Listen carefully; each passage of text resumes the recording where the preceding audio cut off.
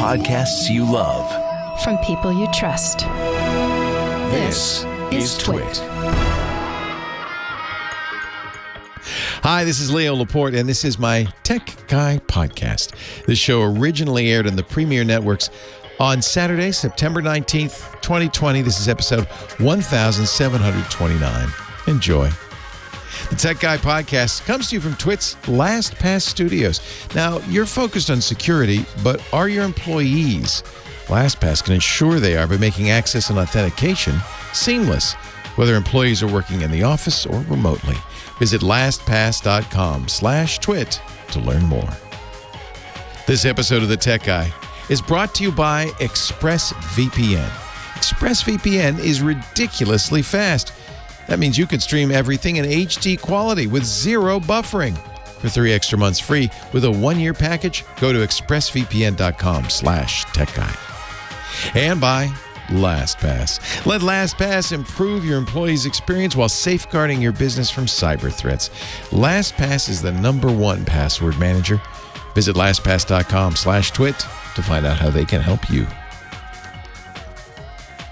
Well, hey, how are you today? Leo Laporte here, the Tech Guy. It's time to talk tech, computers, the internet, home theater, digital photography, smartphones, smart watches. Yeah, we'll be talking smartphones today. Apple, well, sort of. Smart watches. Anyway, Apple sort of had an announcement this week. We'll be talking about that. 8888 Ask Leo is my phone number if you want to talk about tech. Anything with a chip in it is tech, right? Actually, technically, I guess tech is anything that wasn't around when you were born. Any invention, right, that wasn't around when you were born, that's high tech. A pencil would be high tech for people who'd only seen a pen. Pen would be high tech for people who only seen stones and chalk and slates. Let's see.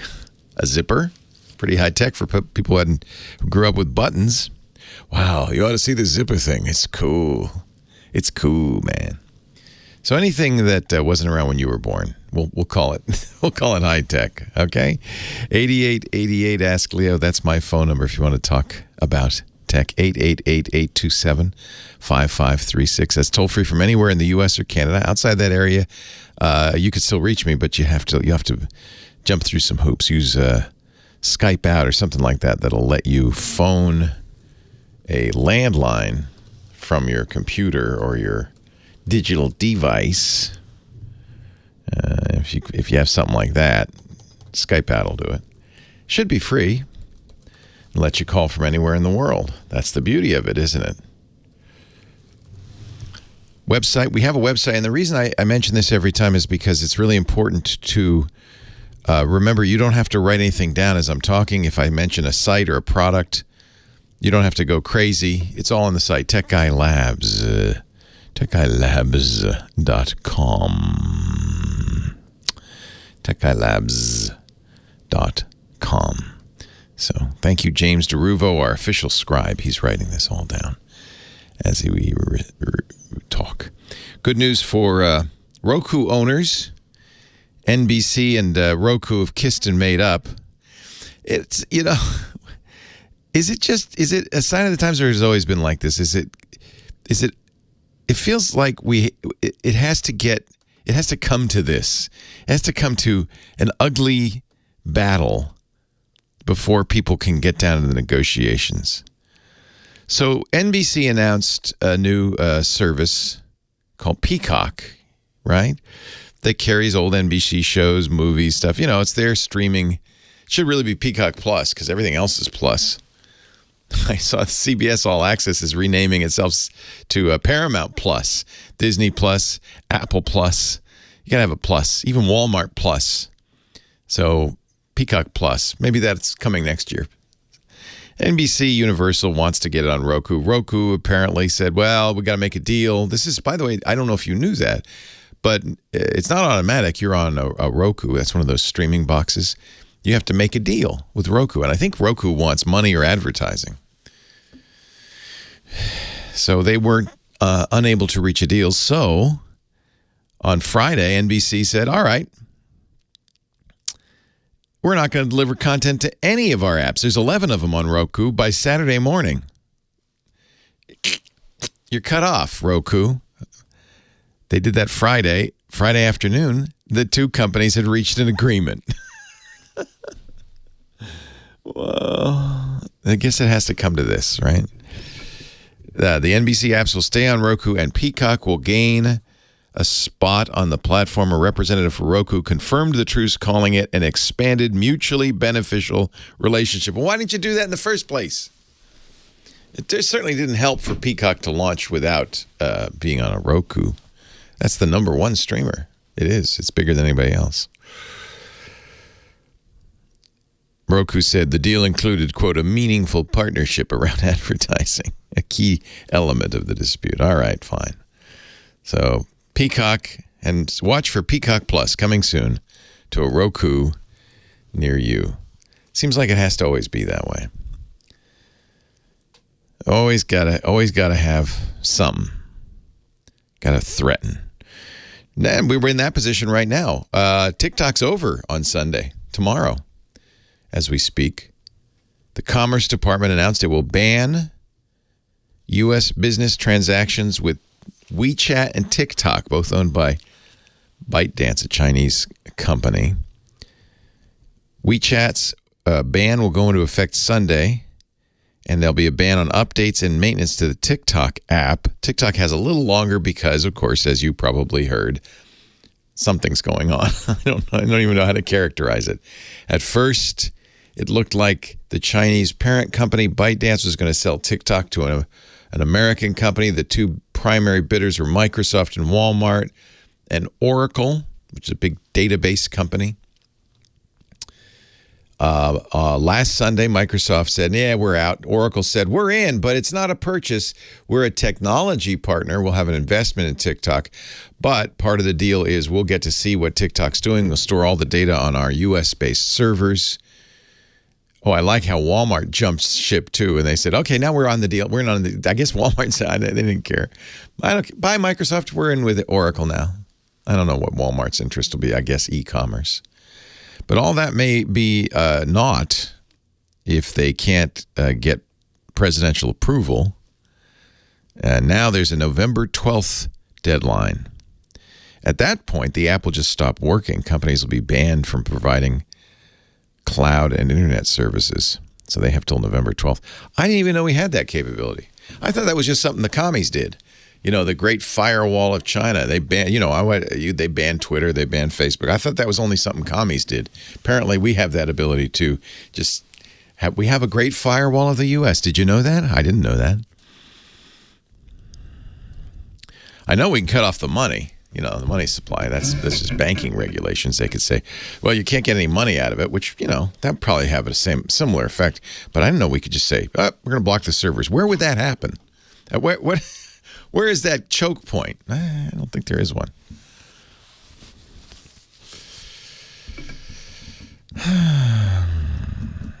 WeChat isn't widely used in the U.S. except by people who want to communicate with friends and family in China because it's the dominant. It's hard to even describe how powerful WeChat is in China. Bigger than Facebook.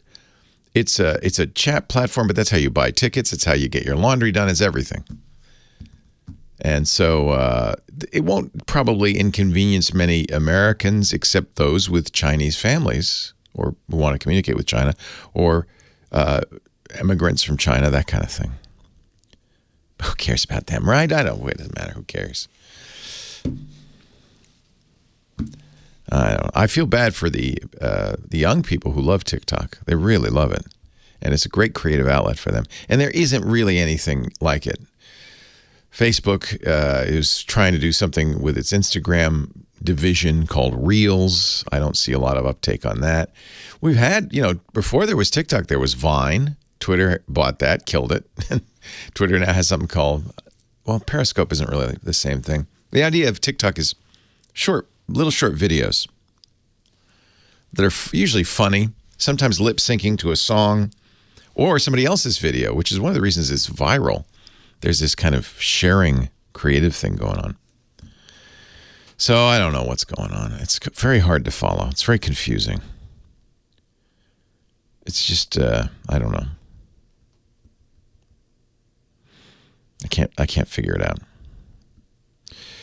Apple had an event on Tuesday. Speaking of things I can't figure out, they did not announce an iPhone. Nope.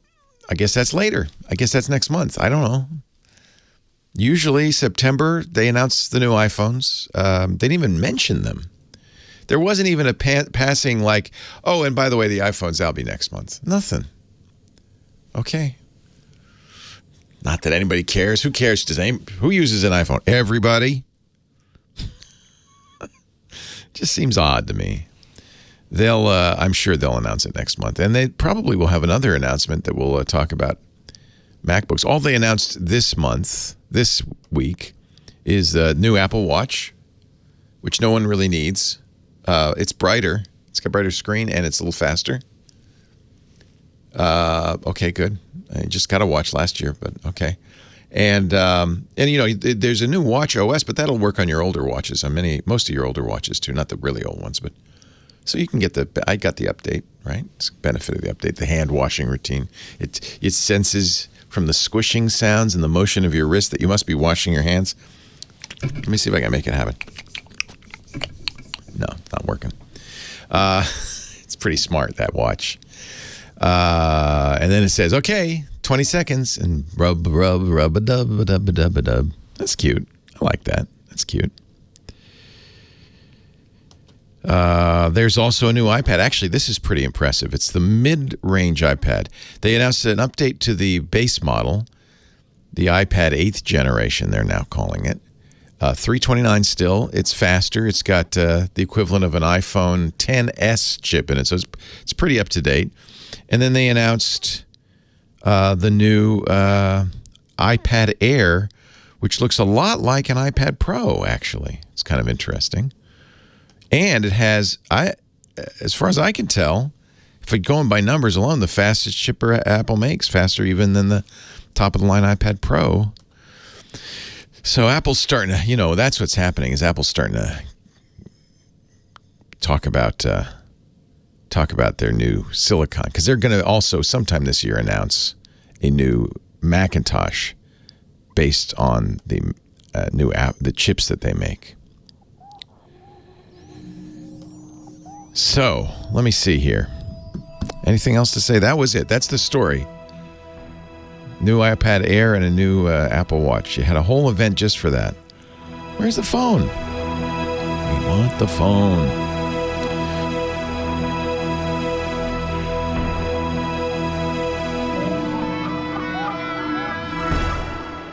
It's a miracle, ladies and gentlemen. She shows up every weekend.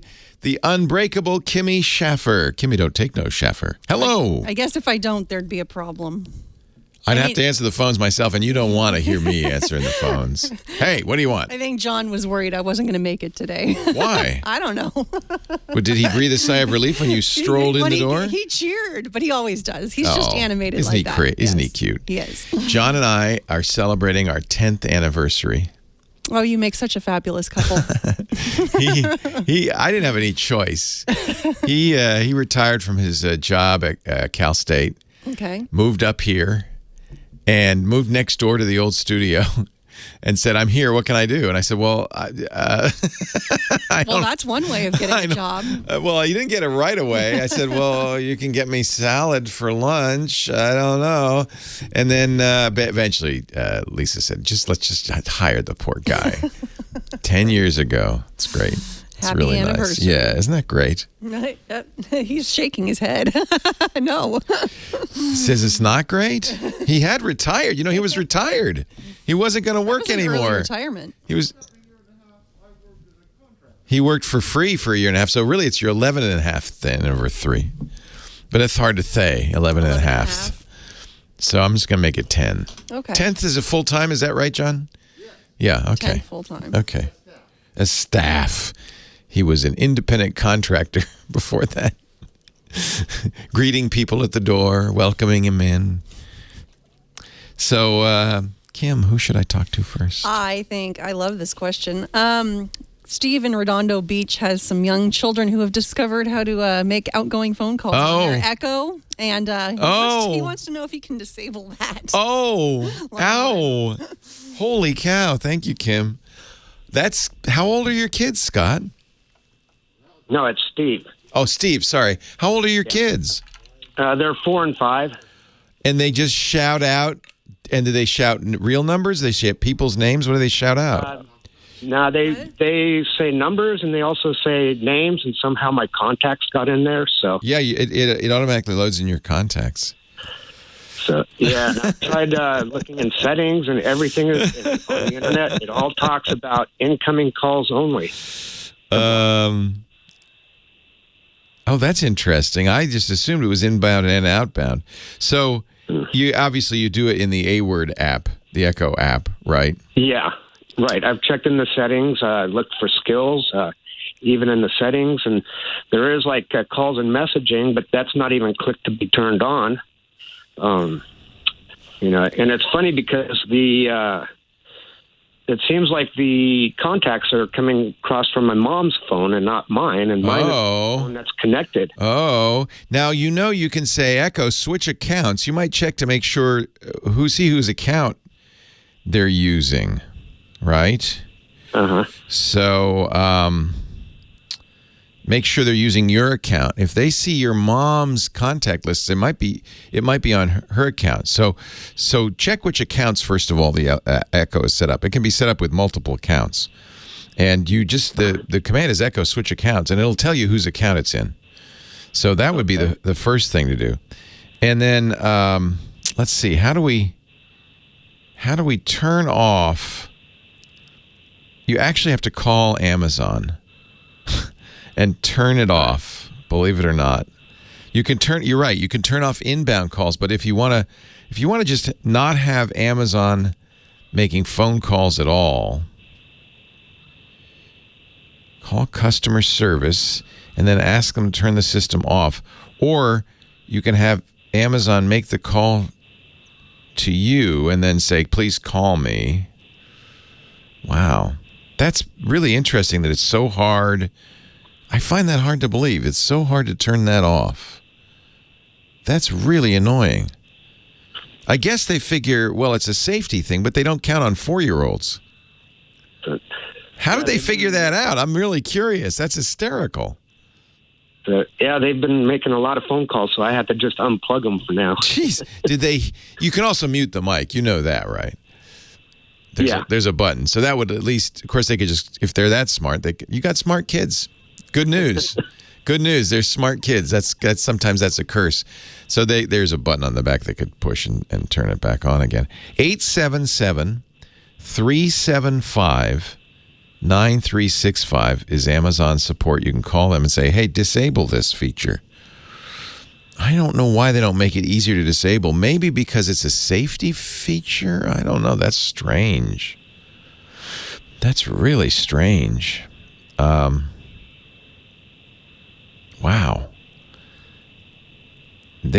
While Amazon, I'm reading an article on SlashGear, makes it exceedingly easy to turn on communications and synchronize your contacts with a virtual assistant. Actually, disabling it and deleting your contacts is a lot tougher. When you enable Echo calling, it automatically sucks the contents stored in your phone or tablet. So maybe your mom did it first and then synchronizes them with Amazon's system, and it keeps them up to date. So I guess you call them and say, stop it. Knock it off, Bezos. Wow.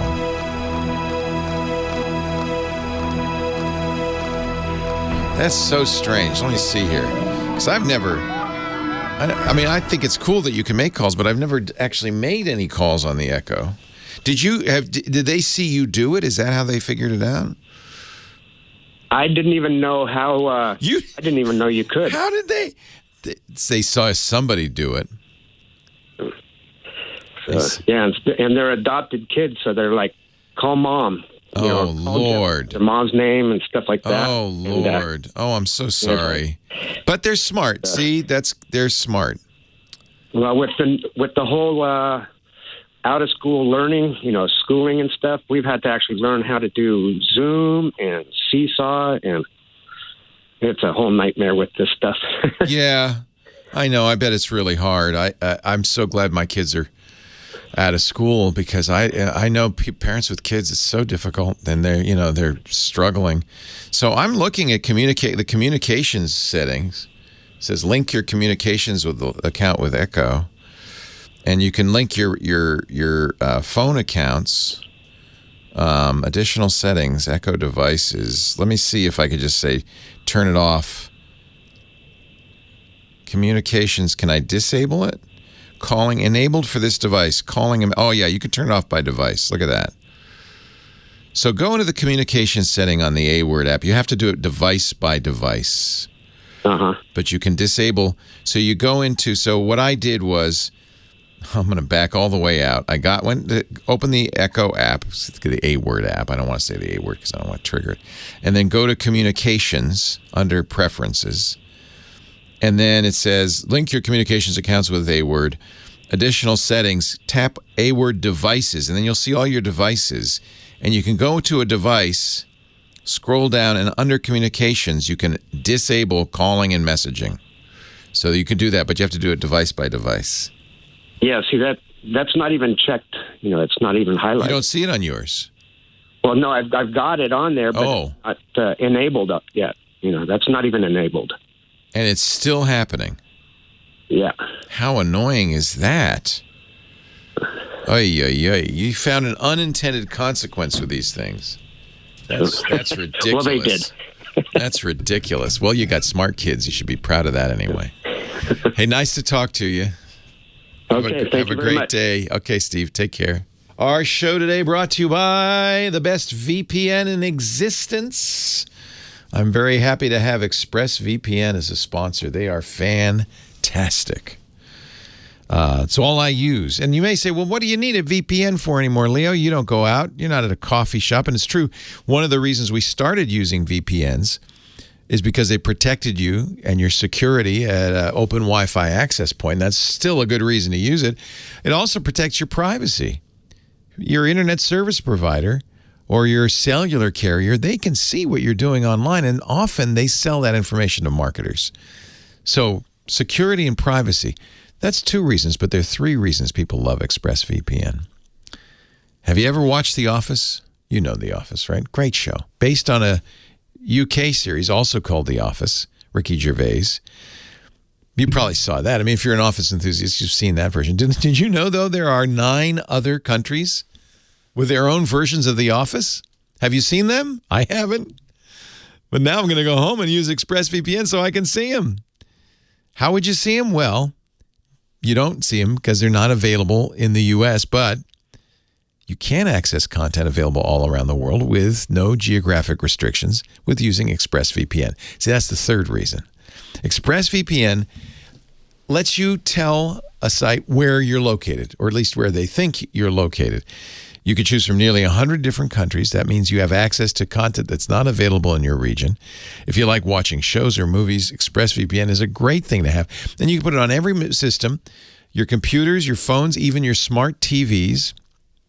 For less than $7 a month, Expressvpn lets you access thousands of new shows and movies on Netflix, on Amazon Prime, on Disney Plus, and tons of other streaming services from other countries. Just fire up Expressvpn, change your location, connect, and you're done. And because it's so fast, you can watch HD. It doesn't slow you down. I use Expressvpn all the time on everything. Phones, laptops, even routers. You can put it on your router. Yeah, expressvpn.com/techguy. You can access content available all around the world. Tons of other streaming services with no geographic restrictions. You'll get an extra 3 months free when you go there. That's expressvpn.com/techguy. expressvpn.com/techguy to learn more. I'm going to go home and watch all these other offices. I didn't even know that. That's pretty funny. I guess they're all probably based in the UK office. So you just go, I can show you what you do. It's really great. You go to Expressvpn, you can choose the country that you want to watch from. That's hysterical. He is hip. He is the hipster home theater geek, Scott Wilkinson. It's time to talk home theater with Scott, contributor to TechHive.com and a regular on our show talking about big screen TVs and surround sound and all that. Lashana Tova, Scott. Lashana Tova, Gut Yontif, Gut Yor. Good Yontif. This is yesterday Rosh Hashanah began. And then, last night. And then I guess 10 days for Yom Kippur? Yep, the 10 days of awe. You want to hear the shofar? Yeah, and he has this is a ram's horn. Yep, here we go. That is a nice instrument. Is that like a call to the faithful? What does it mean? It's exactly what it is. That particular one is called tekiah, which is the call to attend. And in the old days, people lived in in you didn't have bells in the temple, so you blow the ram's horn. This was like the bells in the temple. Yeah, it's time to come to shul. These days, modern days, I interpret it as the call to attend to your inner life. This time of year is meant for self-reflection and on Yom Kippur, atonement for anything bad you've done and so on. So that call is to remind us to look inward. Yeah. And of course, attend to your inner life. It was last night as Rosh Hashanah began that we learned that not Chief Justice, but Supreme Court Justice Rose Bader Ginsburg passed away. And of course, I saw many people say, in the Jewish tradition, that is actually a great honor to have God call you back on Rosh Hashanah. Rosh Hashanah. Makes you a tzaddik, they call it, a Tzaddik. Tzaddik. Wow. Yeah. So, wow. Nice. Oh, that's very cool. Yeah. Well, it's very bad what happened. A righteous one. Yeah. Yeah, righteous. Yeah. Righteous path. Yeah. So we honor her in her passing. Indeed. And can you play a tune on that thing? Well, no, you can't. It's only really one note. Yeah. I mean, I can bend some notes around.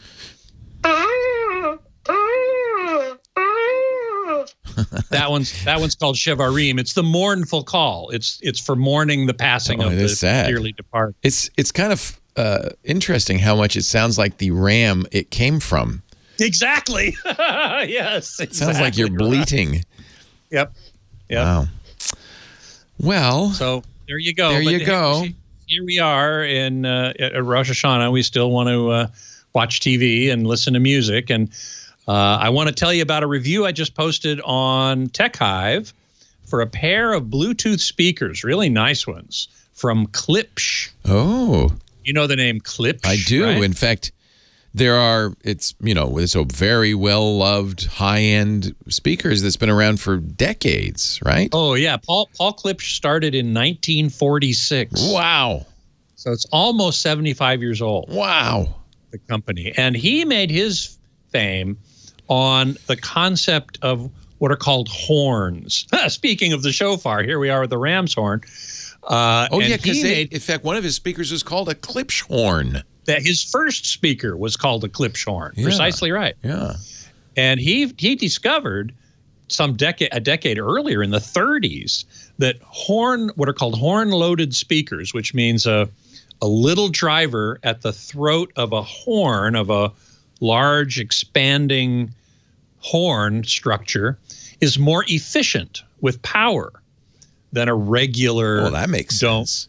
Dome or cone. Exactly. Anybody who has a cheerleader's megaphone knows that. Everybody's done that with their hand. They know that. Yeah, exactly. So that's interesting. Exactly. In fact, they made for many years the speakers you would hear in most movie theaters, the voice of the theater speakers. But now, is that not Klipsch? That was JBL. Oh, maybe that's JBL. So I'm confusing. Now, just tell me this, because this is a sad fact of modern life. Klipsch isn't owned by some Chinese mega conglomerate these days. I actually don't know. It would be nice if we're still the Klipsch family. Bose is still owned by the Bose family. That's correct. Yeah, that's correct. It'd be nice if we're still the Klipsch. And I'm pretty sure Klipsch does make a point of saying that their speakers are made in the USA. Yeah, Hope, Arkansas. Yeah. Right. So they may very well still be owned by U.S. interests. They're now owned by Vox International, VOXX International. Okay. But they still make them in Hope. They still make them, and they still make horn-loaded speakers. At least they're tweeters. They're woofers. They're larger, low-frequency drivers within the speaker are still cones, basically. But the horns, the tweeters, are still made with horns. And so these new speakers that I just reviewed are called the Fives. And they're named that because the woofer is 4.5 inches, which, as I say in the review, well, it's close enough to 5 to call them the Fives. So that's actually a measurement. Interesting. Yeah, interesting, huh? And they're pretty cool. They have a variety of inputs, including Bluetooth, but also a variety of physical inputs, including a dedicated phono preamp, which is pretty darn cool. You can connect phonographs. They output a slightly different type of signal than your normal, like a CD player or something like that. And so you need a special input for them. Just doing a little research. They were purchased in 2011 by AudioVox, which also owns Acoustic Research, Advent, Jensen, RCA, Prestige, 808 Audio, and Turk. So they're now part of a, not Chinese anyway, but a big American conglomerate. A large conglomerate, yeah. Klipsch moved from Hope, Arkansas to Indianapolis, but the parent company is now in Orlando. Well, they still make great speakers, and these Bluetooth speakers are pretty darn good. Let's hope that they left the craftsmen in Indianapolis to their own devices. Yeah. These are very well built, very solid feeling. Yeah. The sound quality is very good. I would call it refined, maybe even a bit restrained, which is I found odd because horns usually have a very bright quality to them. Yeah. But as you said, you put your fingers or you put your hands around your mouth and it sounds like this. You build the horn, you design the horn very carefully so as not to color the sound like this. Right.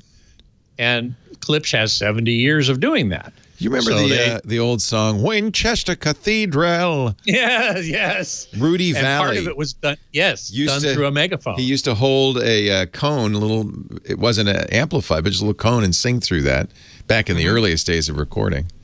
And that's what Winchester Cathedral was mocking, or not mocking. It was an homage. It was an homage, exactly. Early in the early days of recording, violins actually had a little horn on them. Really? Yeah, so that they could project more. Yeah, remember, we didn't have amplification until recently. That's right.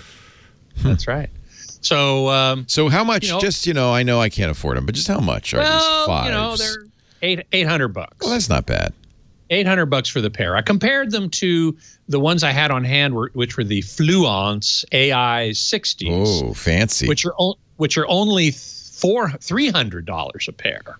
Wow. And I found the Fluence to be a brighter sound, interestingly, with deeper bass because they have larger woofers. So that wasn't really surprising. Right.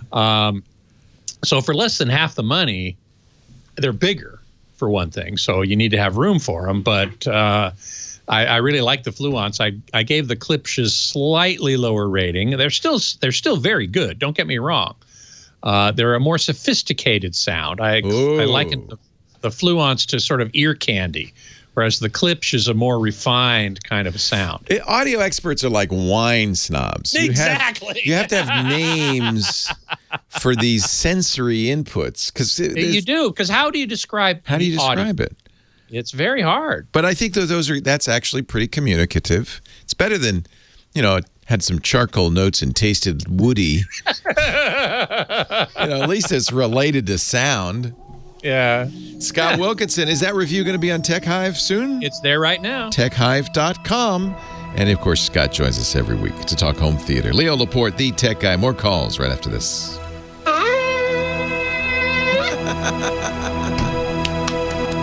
I'm so glad you brought your shofar. That's awesome. So cool. I love it. If not today, when? Yeah, right. Today is the day. Rosh Hashanah. Happy New Year.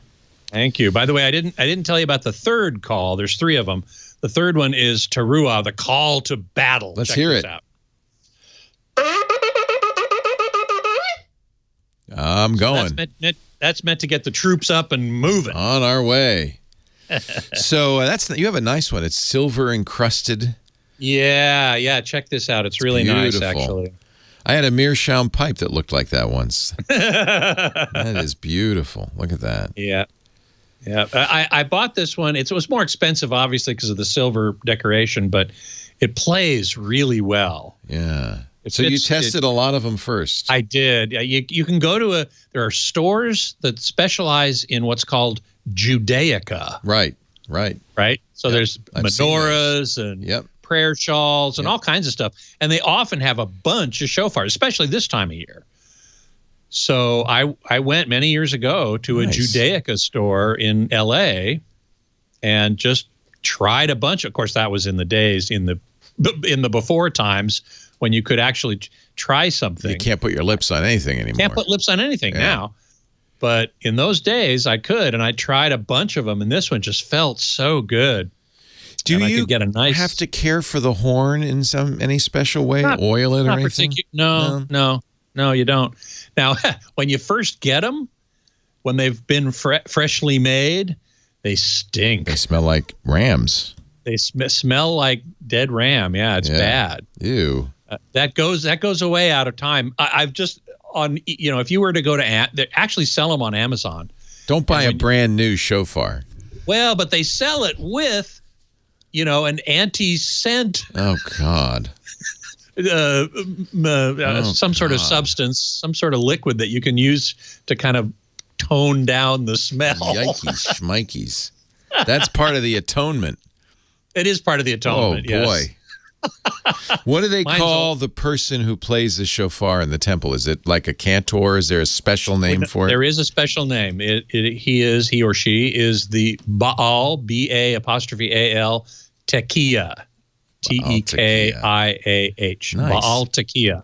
Really nice. And so I am listed in the program for today and on Yom Kippur as Baal Tekiah for the Shalom community. Nice. So nice. Well, can you stick around for the top? Yeah, I can. will let you do that then. Go ahead. Have some fun. Thank you. Thank you so much. Yes, Dr. Mom, Grandma. Okay, the moose has definitely died. No, it wasn't a moose, Dr. Mom, Grandma. I do have another shofar. I don't have it in here with me. That's called a Yemenite shofar. It's from the Yemenite Jews. And it's from an animal called a kudu, and it's long and twisty. You might have seen pictures of it. It's kind of the more commonly depicted one because it's very impressive. But I don't play it. I have one, but I don't play it because it doesn't allow notes to bend. That's an important part of these calls that I just demonstrated. Is the ability to bend the notes around. And because it's so long, for you physics geeks out there, the resonances couple too strongly and don't allow much bending. Whereas a very short one like the one I play, the resonances do not couple as strongly, and so bending is much easier. I've got 2 tickets to paradise, but I can't use them because I'm not allowed to fly. So it's Leo Laporte. That's a mean song to play. Leo Laporte, the tech guy, 8888. Ask Leo the phone number if you've got a question, a comment, a suggestion. If you want to talk high tech with me, I want to talk high tech with you. Bobby's on the line from Lakewood, Florida. Hello, Bobby. Oh, Leo, thank goodness I got a hold of you again. Thank goodness. Last time I had a MacBook that was falling apart, and I was jump-starting it with a screwdriver, and you told me to stop doing that, and I bought me a HP EliteBook. You can't jump-start a computer with a screwdriver, can you? Yeah. You can do that with a truck. You can do it with a car, but can you do it with a... What do you short the jumpers? You short the ignition? I don't understand. Yeah. What do you... Yeah. On the back of the MacBook, I Googled it, and they said, it only worked for, X amount of times, but I opened up the back of the MacBook, and there's these 2 little, I guess, they look like little round metallic, like little round, they just look like 2 round contacts, circles. Huh? Yeah, contacts. There you go, contacts. And then I would take the screwdriver and I'd hit the one and hit the other, and it would jump start it. If I didn't know you were an honest fella, I'd think you were making that up, Bobby. But okay, I Googled it. Do not try this at home. So anyway, you got rid of that. You got a new one. Well, I got a refurbished HP Elite book, Nice. but now Those it's are very on nice. its last leg. Oh. Yeah, and I got it for a good price. And it's on its last leg. The hard drive went out, and I did a workaround, and I figured out how to do this Windows to Go. So I got it I barely hanging on with Windows to Go with a flash drive sticking on it and Windows to Go on it. Good. Well, at least you got it out, right? Well, yeah. I mean, I'm using the flash drive to. I put Windows. You're still able to run it. For Windows so 10. yeah. You might be able to open up that HP Elite. They're pretty tight, those Elite books, but you might be able to open it up and replace the hard drive. No, I can replace the hard drive, but I mean, it's $160 for a new one, and so I might as well just buy. I'm gonna get another refurbished. I'm looking at a renewed or a refurbished. I can't tell much of a difference between which two. The difference between a refurbished. Oh, there's a big difference. Renewed. Yeah. Renewed. Well, I don't know actually if there's a legal difference, so I'm not sure what it means in Florida. Companies are not allowed to sell open box product as new. So if it's been a demo or if somebody bought it and returned it, they can't sell it as new. Typically, they will call it renewed. Sometimes they'll say refurbished. Renewed implies that it isn't. Maybe I'm glossing it too much. Maybe I'm adding too much meaning to it. Essentially, the idea is this is a new computer we can't sell as new, so we've checked it over. It seems like it's okay, and we're going to cover it with a warranty. That's what you want in that case, but that's always buying it from the original manufacturer. If you buy it from a third party, then it's a used computer. Somebody's gone through it, maybe tried to make sure everything's running all right, but it's a used computer, just like a used car. So it'd be the difference, I guess, between buying a used car from the manufacturer with the same warranty, low miles, that kind of thing. I would consider to be a reasonable refurb versus buying it on the lot where you don't, I don't know what's been going on with it. So, Sure. Who are you buying it through? Are you buying it through an independent? Amazon. Yeah, well, I'm going through Amazon. But who's selling it? You always have to look at Amazon. Okay. Yes. Well, that's what I'm worried about. I've been looking at some of the buyers and everything, and making sure their feedback and everything is good. But I kind of got it narrowed down to 3 of them, and one of them is brand new, but it's called. I never heard of them. It's a Chewy. CHUWI Lapbook Pro. Never heard of that one. I'm a little worried about that. Yeah, and it's got an Intel Gemini Lake N4100 in it with 8 gigs of RAM. But I want a solid state hard drive. I'm not dealing with these spinning discs anymore. I'm tired. Good. Yeah. I think you're right. Yeah. So I'm worried. Amazon actually means something when they say renewed. They actually, if you look it up, Amazon is so now that I hear that you're at Amazon, I understand. If you actually have a page about Amazon, and they talk about renewed versus refurbished. I think if the company if Amazon did the renewal and they're standing by it, then I would say, see what the warranty is. That's critical. If it's a 3-month warranty, that's not good. You want a year if you can get it, right? So this is Amazon Renewed. You can discover and buy pre-owned, refurbished, and open box products that have been professionally inspected and tested to work and look like new by Amazon qualified and performance managed suppliers. The inspection and testing process typically includes a full diagnostic test, replacement of defective parts, thorough cleaning, which is done by the supplier or by Amazon. They have no visible cosmetic imperfections when held 12 inches away. You can't use a microscope or a magnifying glass. You have to hold it a foot away. They may be packaged in a generic box, and they come with all the accessories expected for a new product, with exceptions, if any, mentioned on the page. So it doesn't. I got it narrowed down to about 2. I would look at what the product warranty is. You know, It's how 90-day long? warranty, Yeah. and then I can get a 2-year extended Perfect. on it through Amazon. Then you're really at less risk, because if it's a piece of junk, they have to fix it, right? Yes, sir. And now, But I don't know what Chewy is. I've never heard of Chewy. I'm worried about that one, but it's brand new. There's a pet food website called Chewy.com. It's not that. I don't see. It's probably a Chinese company. Spell it for me. CHUWI. WI. Chewy. Yeah, that's Chinese. Chewy tablet. Okay, so yeah, they're a Chinese company, founded in 2004. Well, you know, and they do sell stuff on Amazon. You know, everything we buy these days is made in China, possibly made by Chewy and rebranded. So it doesn't mean it's bad. I would look at a few reviews of Chewy, and I would, you know, keep in mind, I think you're right, look for the SSD. I would make sure you have a relatively recent processor. 8 gigs of RAM's a little low, but it's doable. You know, if money's tight, I understand you want to save and you don't have much choice sometimes.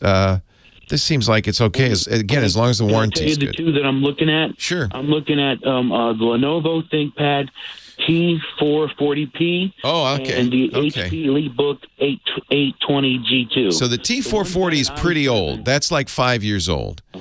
But they're made like tanks. And the nice thing about, I would get the ThinkPad, because the nice thing about the Lenovo's is they're very fixable.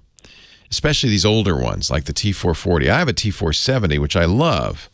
The keyboards are great. The thing is, you can replace the keyboard, you can replace the screen, you can replace anything. So I think that's a fine choice. I would go with that. I can get it for $345, and then I can get the 2-year warranty for $60.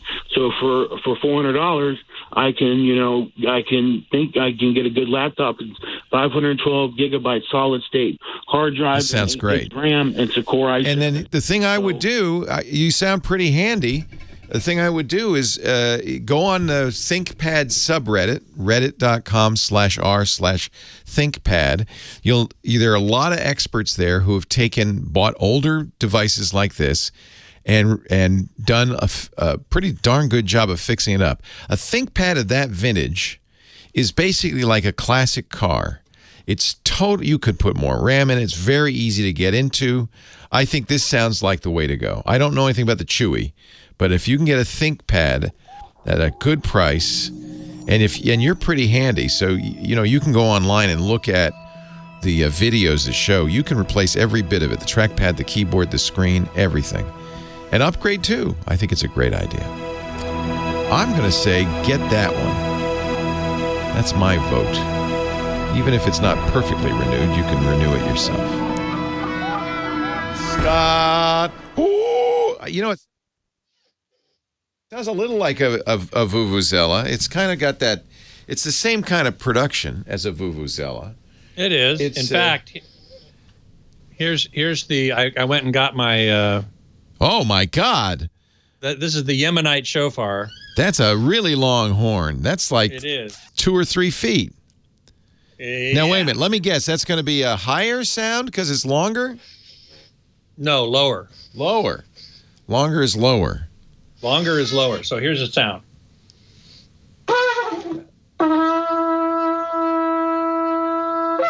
That's pretty nice. That almost sounds like a trumpet. That's pretty pure. It's pure. Yeah. But it doesn't let me bend the notes. I can't really bend the notes very much on it. They're already bent. They're bent. Somebody in the chat room was asking, said that in their church they had a long shofar that was clearly not a ram's horn, and this is that it's probably one of these. Yeah, it's like a gazelle or something. It's actually from an animal called a kudu. Oh, a kudu, yeah. In the gazelle family, I believe. I believe that's true. I believe it is. So it must be a kosher animal. I must admit I don't remember the exact requirements. It's a species of antelope. Well, cloven hooved, right? There's something about cloven hoof. I remember something about cloven hooves. But rams, you know, whatever is in the same category as rams they can be used. And so the Yemenites use this kudu horn, which is a very impressive looking horn. And you see pictures of rabbis doing this all the time. But as I said, I prefer the shorter one because I can bend it around. I can make it more expressive. Oh, it's just, yeah. It's also part of the Scouting Movement's Wood Badge training program, which when blown signals the start of a wood badge training course or activity. There you go. It's a signaling device. Yeah. As this is, when I did my thing earlier today at the Rosh Hashanah online ceremony, I described the shofar and I say people think it's a musical instrument, but it's not. It's a signaling device. Yeah. It's also when football fans play it, they call it the kuduzela. That's great. Yeah.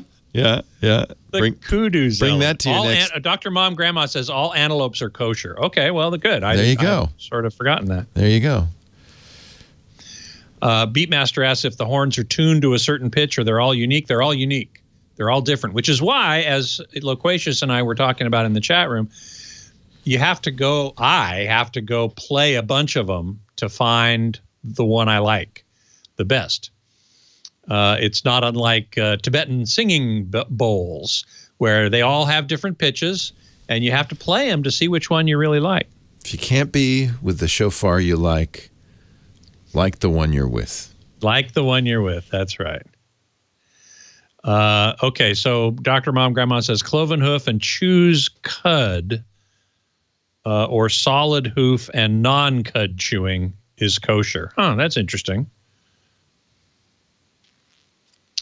So anyway, there you go. There's the Yemenite shofar. Very impressive looking, but I'll stick with my ram's horn. Thank you very much.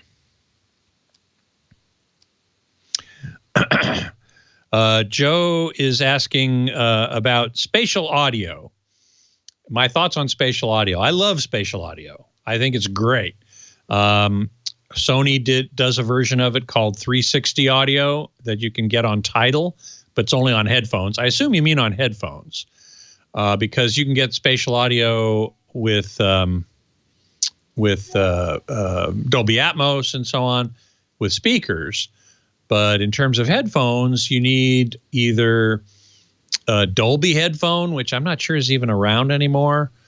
Sony 360 audio requires the music to be encoded in that. DTS Headphone X, I think, will simulate spatial audio. This is called spatialization. I think it'll do that with any content. Doesn't have to be specially encoded.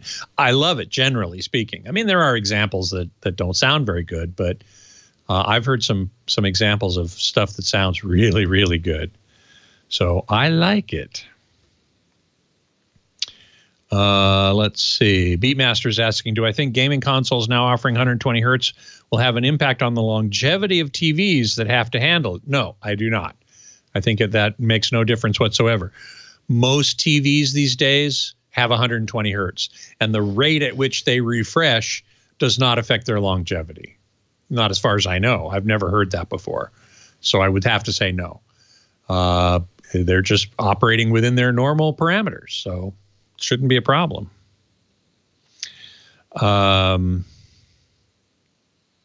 Let's see here. Oh, yeah. Somebody was asking about Eric Sisman asking about the set of Onkyo speakers that aren't around anymore. I have to tell you, quite some time ago, I haven't listened to Onkyo speakers anytime recently, but quite some time ago, I listened to several what are called home theater in a box. And the Onkyo was probably the best of those that were available and included a receiver as well as speakers. The speakers were not very good. And it was the best home theater in a box I could find, and they weren't very good. So I don't recommend them. Though that set that you're talking about is only the speakers, not the receiver, for $700. And that was a pair of floor standers too.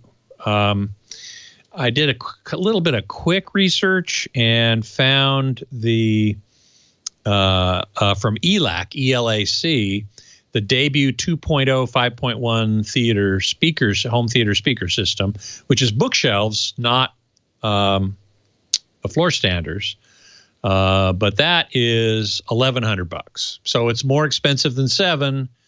I'm not sure. I'd have to do some more serious research to see if I could find anything I would recommend for around $700. But to tell you the truth, I doubt it. I would plan to spend more like $1,000 for this ELAC debut system, which would probably sound awesome. It would just be great. I was starting to look at Emotiva, and I have Emotivas. I like those. You like those? Yeah, they're not expensive.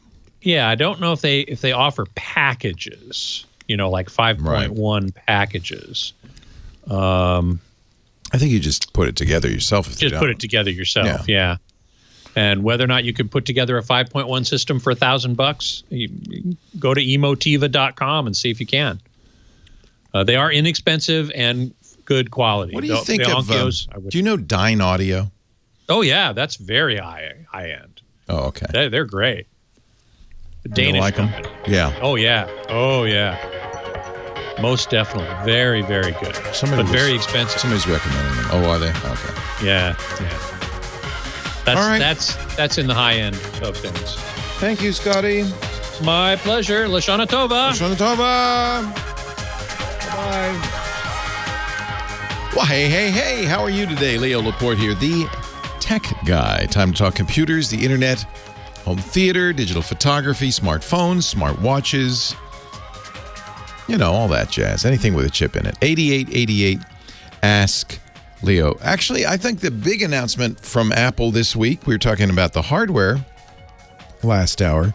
I think a more interesting announcement is this Apple One plan that they came up with. Apple, like a lot of tech companies, is it's a mature company. And it's pretty much sold everyone who wants an iPhone, an iPad, a Mac. There's not a lot of room for growth. They've looked to China and India as new markets, trying to grow there. But, they kind of peaked out. There's still some growth, but they've kind of peaked out. And so they've changed their way of thinking. Instead of trying to sell a new product to new customers, they've come along with the idea of, how much can we make per customer? We've got this big customer base, more than 1 billion users. How can we make more money per customer? And that's actually how they've even changed their accounting, their reporting in their quarterly reports to reflect that. We're not going to tell you how much product we sold. We're going to tell you how much we make per customer. And one of the ways they're doing this is something they call Apple One. They already have Apple Plus, so they would have used it. That's their TV. But Apple Plus is part of the bundle. So Apple One bundles a bunch of Apple's services, monthly subscriptions, yes. Companies love that. It's kind of the stock market loves it. That's why they love it, because it's an annual or a quarterly or a monthly up, re-up. You're going to constantly send them money. So they're going to bundle. They have Apple Music, which is a very successful streaming music service. Apple TV Plus, not so successful. In fact, I think one of the reasons they're announcing this is come November 1st, there are going to be a lot of people, myself included, who are Apple TV Plus subscribers who have been getting it for free because we bought an iPhone. And that subscription runs out November 1st for a lot of us. And I think Apple's a little nervous that come November 1st, they're going to see a lot of people not renew because they haven't really been able to make new stuff. Nobody has. This COVID thing's kind of slowed it down. And unlike Netflix or Amazon Prime, they don't have a lot of back catalog. So it's completely possible that in that 1 year, you've watched everything Apple TV Plus has. They've introduced a few new shows, but it's easy to keep up. So I think one of the problems they're worried about is November 1st, when everybody's 1 year free runs out, they're going to have a problem. There's their $5 a month Apple Arcade, which is for people with iPhones, iPads, Apple TVs. You can play these games unlimited. There are about 100 games. There's iCloud, which is their storage. Apple News Plus, I think that's a little bit less known, less successful. It lets you read magazines, kind of unlimited subscriptions to somewhere around 100 magazines, 200 magazines, something like that. And then they announced a new one, which I think is actually very well timed, called Apple Fitness Plus. Now, this is for people who have Apple Watches and Apple TVs, which is, if you're in the Apple universe, not unusual that you'd own a lot of Apple stuff. They'll have live fitness instructors that you can watch on Apple TV. It'll be tied to your watch. You'll see your watch's information display, your heartbeat, your VO2 max, use of oxygen, things like that on the screen while you're working out. They're going to have workouts with weights. They're going to have yoga. They're going to have dancing will be one of the workouts. That might be kind of fun. They'll have rowing machine workouts. They'll have spin bicycle workouts. And that's where it gets interesting because, of course, Apple is going straight ahead against a couple of companies doing the same thing. Peloton is one. They've done quite well in the quarantine because people aren't going to the gyms. You need to work out. It's a home workout. It's like having a spin class in your house. I have a Peloton. I love my Peloton. Really like it. It is as good as going to a spin class. And because they're live, there's some sense of, I'm watching somebody actually do it. There's other people in the class with me. They're not next to you, but you get that feeling somehow. So this will be interesting. Apple's going to offer a variety of ways to pay. There's an individual plan, which is $15 a month. And that does not include fitness. If you want fitness, you can buy it alone for $10 a month. Or there is an Apple One package, the top-of-the-line Premier package, which is $30 a month. But it includes music, TV Plus, Arcade, iCloud, News Plus, and Fitness Plus. And it's a family plan, which means you can share it with 5 others. For $30 a month. I think this is interesting. I already subscribed to Apple Music, TV Plus, Arcade, iCloud, News Plus. For me, it'll be a deal. I'll save. It's an interesting play from Apple. And this is where Amazon has had a real benefit with Amazon Prime, right? Because people will buy Prime $100 a year. Actually, I think it just went up to $129. Mostly because they get 2-day shipping from Amazon. If you buy a lot of stuff on Amazon, that's kind of nice. But you get all these benefits. And for a long time, that's what kept Amazon Prime, their streaming TV service, afloat. People just got it for free as part of the deal. Prime got better and better, got a bigger catalog. Now it probably could stand on its own 2 legs, but it sure helped to have that package. I suspect Apple's trying to do the same thing with Apple TV Plus. Just my thought. 8888, ask Leo the phone number. Rich is on the line from Rochester, New York. Hello, Rich. Hello, Leo. How are you? I'm well. How are you? Oh, just great for a Saturday afternoon. Yeah, there's something about Saturday afternoon. It has a nice feeling to it. Yes, I like the day off. Yeah. My question has to do with using Google Contacts. I have 2 separate Google accounts, one for sort of a work account and one for my home personal account. And in my infinite wisdom over time, I had linked the 2 together in just the contacts area, utilizing my personal contacts with my business contacts, if you will. Okay. And I know that there's a way to go into each individual contact to unlink them from either one. But I wanted to know if there was a way to do it globally or from either account to separate it instead of going through, 100 contacts and unlinking 100 contacts. Interesting. So I tried Googling it and looking it up, and the only thing that I've been able to find is the individual removal of, Mr. Smith in this account and Mr. Smith in that account and unlinking the 2.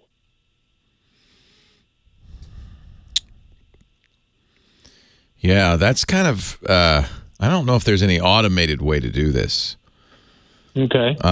Did you set it up so that they synced in such a way that all the business contacts are also in the personal contacts and vice versa? In other words, did you merge them? Yes. Yeah. Yes, and it seems like there's more than, Mr. Smith may be in both of them, but he's inputted twice. Yeah. So, So the only way to do this is manually, is take one of the 2 and go through. I always do this by first turning off syncing, because that's really going to get you in trouble. So export. Okay. In fact, this is actually something I do once in a while anyway, because as you know, when you sync contacts to a variety of devices, you're going to get duplicates and stuff gets messed up. I will export a contact list completely and clean it up. You know, just do everything. And this is going to take a while because you have to do this manually. Go one by one, clean it up. Just make it exactly what you want. Maybe just your personal contacts.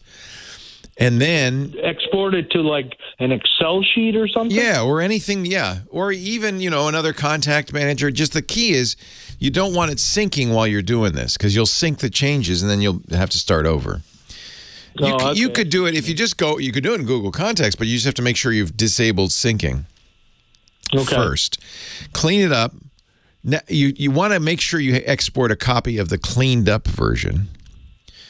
And then you're going to have to do the same thing with your business account and export that. Now you have separated. You've done it manually, but because you're doing it all at once, you can do it fairly quickly. You're also eliminating duplicates, getting rid of contacts you don't have any desire to talk to ever again, that kind of thing. Clean it up. Mm-hmm. Now you've got backup files that are separate from Google, that are not syncing ever, that are, your official address book. Now you can delete the contacts in both and start over. Separate the linking, start over, import the contacts, and just don't link it again. This is a kind of a universal problem, even if you don't do what you did, because synchronization just in general messes things up. And so periodically, that's what I do. I just go. It's a pain, but I go through all my contacts. I have about 1,500 of them. How big is your contact list? I'm not sure, but there's probably 100 maybe. Oh, that won't take you long. That won't take you long. Yeah, import it as a comma-separated value, CSV file. You can import that into anything. And Excel spreadsheet might be the easiest way to do it, because you can sort the columns in different ways. That's maybe a good way to do it, because you can automate some of the cleanup. You can find duplicate entries pretty quickly.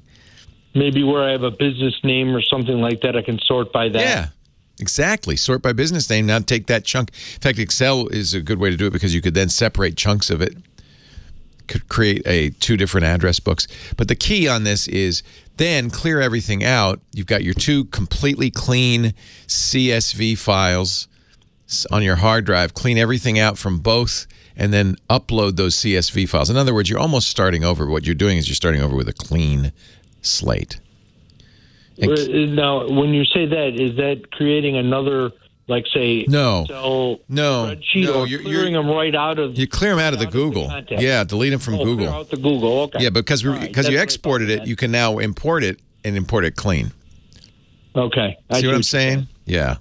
Right. It's not going to take as long as it sounds. I don't know of any automated way to separate those two. It doesn't seem like it keeps track of where they came from. Right. Or where they might be syncing. Like I said, I've found looking into the individual contacts that you can unlink them, but then again, I don't know if it redoes it after. It's not going to separate them out. They're just no longer going to be linked, and you're going to have 2 duplicate. You are going to want to unlink them all once you do this, but it won't clean it up for you. You got to do that yourself. I've used also there are programs out there that you can use to. I think it was Contacts Plus was one of them that I've used that will help you merge duplicates and stuff like that. So there are definitely tools you can use to kind of clean it up. But once you get it cleaned up, store it somewhere and keep it safe. Right. Because you now have the official address book for each account. You don't want to mix them up again, mush them up again. Even if you hadn't done that, this happens. Right, and even back them up after, maybe once every 3 or 4 months. Exactly. Because syncing will eventually ruin it. It just does. It's a great convenience, but it just does eventually. Yeah, I thought it was great when I first started with it, but then it just seems like that, everything it's harder to look or whatever. It just doesn't seem as right as it was when I first started. Yeah, I use Google Contacts. That's my definitive contact list. It's one account. I don't merge my work account with it. I just have one account. And if I keep that clean, then whenever you sign into a new phone or a new computer, almost every calendar I know will connect with Google Contacts. And then you kind of have one source of truth. That's what you're looking for, is one source of truth, right? And then it is very handy because then, you can quickly find somebody's name and phone number. It makes it a lot easier on your phone. Remember the days we got a new phone, we'd have to enter in our phone numbers again? Yep. That was a pain. Exactly. Thank God we don't have to do that anymore. Or try to remember the ones we've got written on a piece of paper. Yeah. Or whatever. I mean, this is a big improvement, but along with these improvements come some issues. I agree. Right. Yeah, it's worth spending some time, I think. Hey, thanks for the call, Rich. Take care. The best. Stay healthy.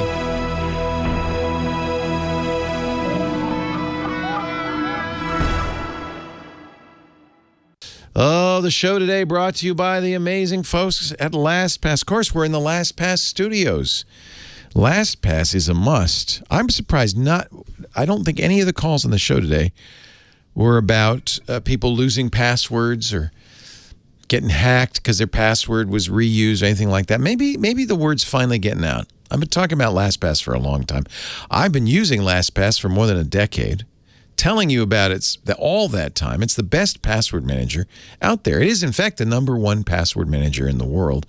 But it's also good for business, and I want to reach out to business owners and let them know that you may have good password hygiene. You may have good security, but you also have employees. And if they don't, it doesn't matter what you do. Those employees have the keys to the kingdom, access to the QuickBooks or the databases, to customer records, everything. And no, they're not malicious, but if they don't have good password hygiene, it could all be lost like that. LastPass recently surveyed 700 IT and security professionals, every industry, from financial services to IT to retail. Almost all of them, 82%, said their business had been exposed to risk because of poor identity and access management, poor password management. There's no excuse for it. LastPass is super affordable and such a great solution for businesses. It starts with, of course, your secure password vault, which is always encrypted everywhere but except on your device using AES 256-bit encryption. Your password, your master password, is never transmitted anywhere, not to LastPass, not to anybody. When you enter your master password, or I use fingerprint unlock or face unlock, I am now unencrypting that vault, but it's only unencrypted there. Immediately re-encrypted, encrypted before transmission, so only I can access it. And by the way, it's on everything. Windows, Mac, Linux, every browser known to man, iOS and Android, all of them have LastPass. That means no matter where I am, when I log into a new website, I can have a password generated so I don't reuse passwords. When I go back to that website, it'll automatically fill the login and password in for me. Awesome. Same thing with apps. They also offer other tools in enterprise that really they do the thing that's hardest to do, I think, with security, which is to both improve security and inconvenience. Normally, it's a trade-off, right? It's more secure, it's going to be less convenient. But LastPass is kind of the amazing thing that makes it both safer and easier. For instance, they have single sign-on. That means LastPass fires up a alert, says, "Is this you? Approve it." And you say yes, and you're in. You don't have to worry about passwords. Employees love that. It's fast. It's easy for them. But you'll love it, too, because it's more secure for your business. It also means IT can manage it all in a centralized view. They always know who's accessing what, from where. That's really important. Enterprise password management ensures oversight of shadow IT and enforceable policies across all your password-protected accounts. They also offer multi-factor authentication. They go beyond the fingerprint and the face recognition. They actually offer contextual clues and geolocation, IP address, that kind of thing, so that even beyond the biometrics, they can verify that this is actually the person who's supposed to be using this stuff. LastPass does it all right. Steve Gibson vetted them 10 years ago now, looked at the software, said, yep, that's right. They're using PBKDF2, the derivative key function, to make sure that their password vaults are very hard, if not impossible to brute force. They're doing salted hashes, SHA 256, on and on and on. I can go on. Watch that episode with Steve if you want to know more, because he really talked about how they make it the most secure password manager out there. That's why it's #1. Let LastPass securely manage your users' identities. letting your employees work more efficiently without making your business more vulnerable. LastPass.com/twit. LastPass.com/twit. Thank you, LastPass, for your great support of everything we do here at TWiT, including the LastPass studios. It's been a really great year working with LastPass. In fact, we've got a great event coming up next month, a special LastPass event I'm really looking forward to. Can I tell them what it is? Is it a secret still? We're going to do red team versus blue team, attack and defense with LastPass. We have a really great panel. Bruce Schneier's going to be there. I think Steve Gibson. It's going to be really good. We've got hackers who are going to attack and defenders who are going to defend. And so you're going to hear all the different ways people attack your resources and then all the things you can do to defend against it. It's going to be really fun. Stay tuned for that. We'll have details for that later in the month. LastPass.com/twit. Leo Laporte, the tech guy, 8888, Ask Leo. Renee's on the line from Anaheim, California. Hello, Renee. Hey, Leo. I have there's about 3 parts to my question, but it all has to do with my outdated phone and what I need to do because I have no more space on it. I feel like I'm on house arrest with very limited technology. My only technology is my phone. Yeah. I don't have a computer or Wi-Fi, and my phone is... It's your lifeline nowadays, isn't it? It connects you to the world. It is. What kind of phone do you have? I have the Galaxy J3. Okay. Almost 4 years old. Yeah. And last summer, 2019, I had researched and I decided I wanted to get the Galaxy 10e. I like the size and very nice. It was fine. It was fine for me. Do you still recommend that? Well, it's a whole year old. It's a year old. Yeah, they have the 20 now. I don't know if they do a 20e though. So I don't think anything wrong with the Galaxy 10e. I think that's a good choice. You like Android? Well, yeah. Okay. I'm going to be sticking with that, but I'm so paranoid that something will be lost, and my phone is my only copy. And so here's the beauty part: when you get your new phone, part of the setup will say, "Do you have an old phone?" You say, "Oh yes, I happen to have it right here." Good. Open the Google app on that phone, or it may be a Samsung app in the Samsung case, but you'll be opening up an app that will automatically copy your stuff from your old phone to your new phone. Nothing will be lost. But I understand that it's a different process to transfer your contacts. Nope. And you have to download a different app to get your contacts? No? Nope. So the nice thing about Samsung is they have their own backup. So make sure you have a Samsung account, you're logged in. It's in the settings, and turn on the backup. Google does that as well. And, of course, every Android phone, you have to have a Google account. So if you go into the settings, you'll see the Google settings that you also are backing up. Actually, I think it's in backup and reset is the settings entry. Make sure it's backing up to Google. That in both cases, it's going to keep your contacts. Do you use all of the notes that are underneath them and everything? Well, do you use the Samsung Contacts app, or do you have a special third-party app that you're using? No, I don't have any special. Okay. Nothing special. We were just talking about this with our last caller. The old days, you get a new phone. Man, this was a pain. You'd have to manually enter in the phone numbers. Not anymore. All those contacts are almost certainly being synchronized to Google, and they're definitely being copied by Samsung. So when you sign into notes, like the directions to how to get to their house and all that's saved under their name. Okay. That's right. And when you sign into your new phone, it should copy over automatically. And don't get rid of your old phone just yet. Make sure everything's over there before you do. But you should be fine. Leo Laporte, the tech guy. Yeah, it should all be preserved. That's the beauty of it. My main concern right now is getting a photo stick and getting all the photos off. Photos will also be copied. Now, this is one area where I think it's better to use the Google app than the Samsung app. The one negative on Samsung phones is they provide you with 2 browsers, one from Google, one from Samsung. 2 contacts, one from Google, one from Samsung. They double up. And in general, if I were you, I would use the Google apps for everything.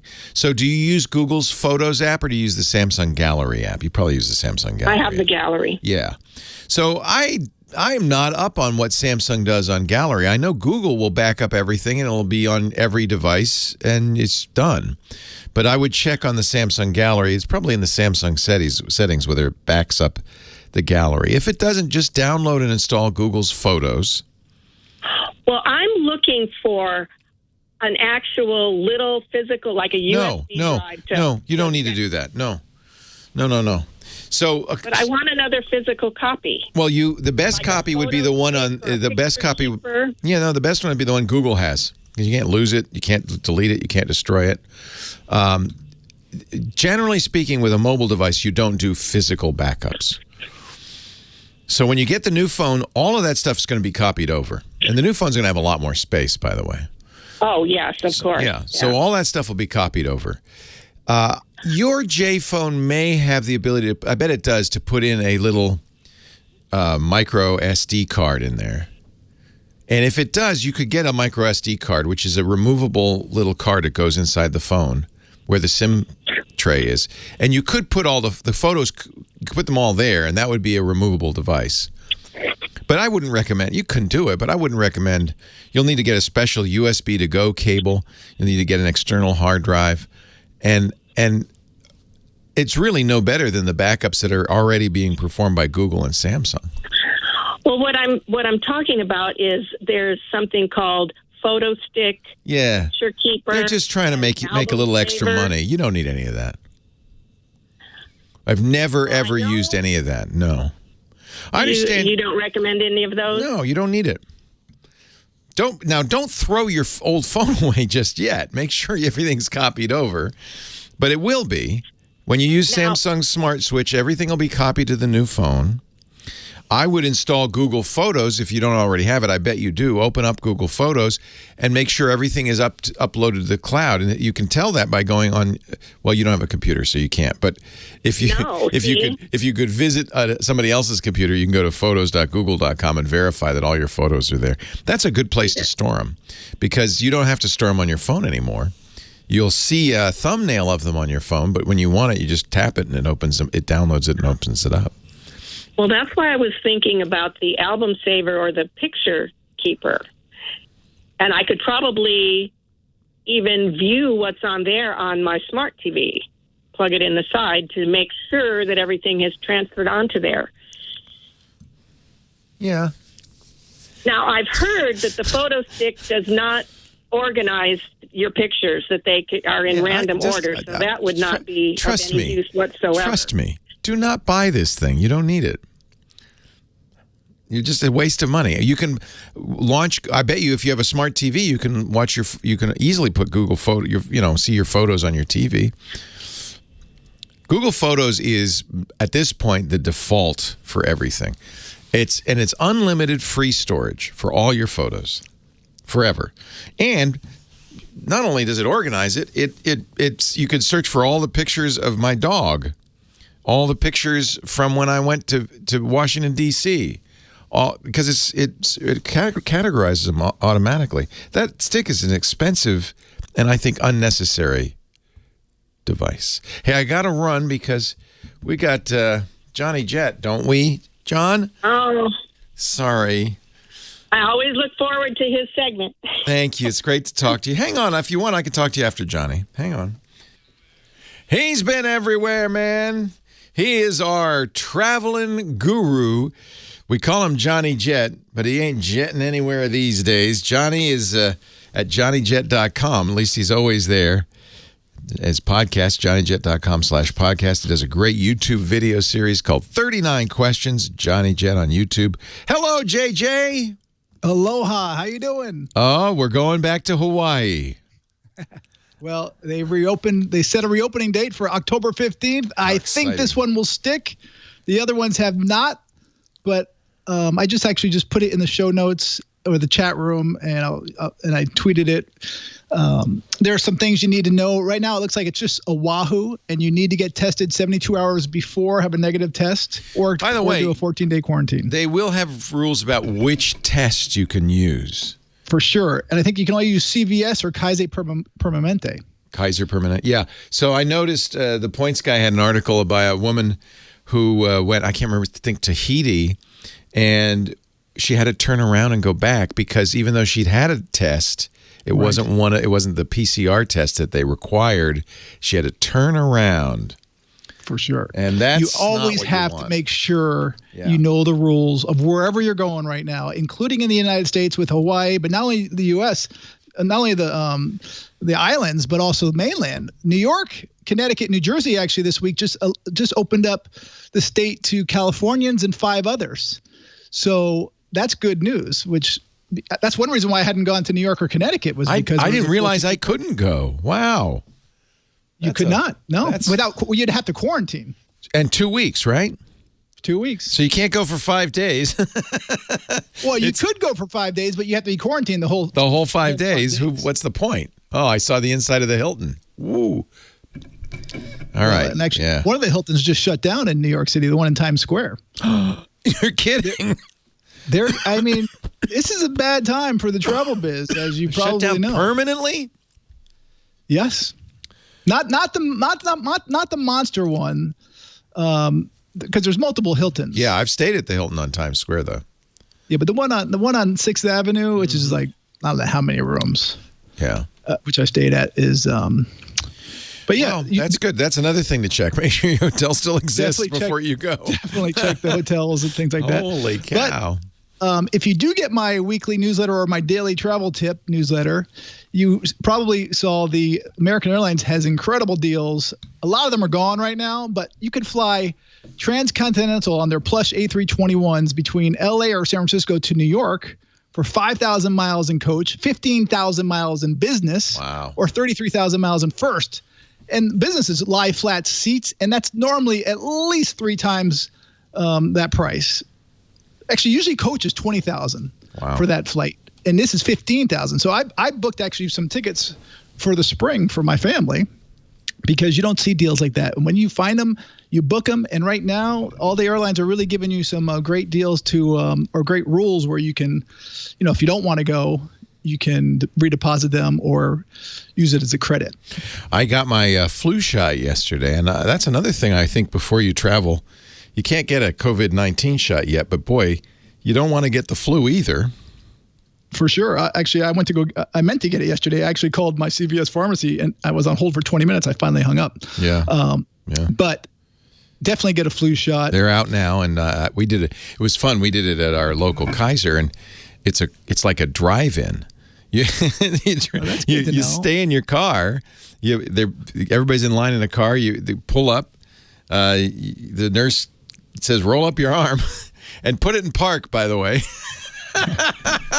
Well, in the past, some airports have been doing it. I don't know if they're going to do it this year, but the previous years, O'Hare for sure. Multiple airports offer flu shots as well, so you can even do it on a layover. Yeah. But it does take 2 weeks, though, to be fully in effect. I remember last year I got it. We were going out of the country right about this time, and I thought, oh, crud, I'm going to the Middle East. I probably should get a flu shot. So I called them, and they said, well, we're closed. I said, but I'm leaving the country tomorrow. They said, well, come over. But it takes 2 weeks before it's fully in effect. So correct. Fortunately, I did not get the flu in Israel.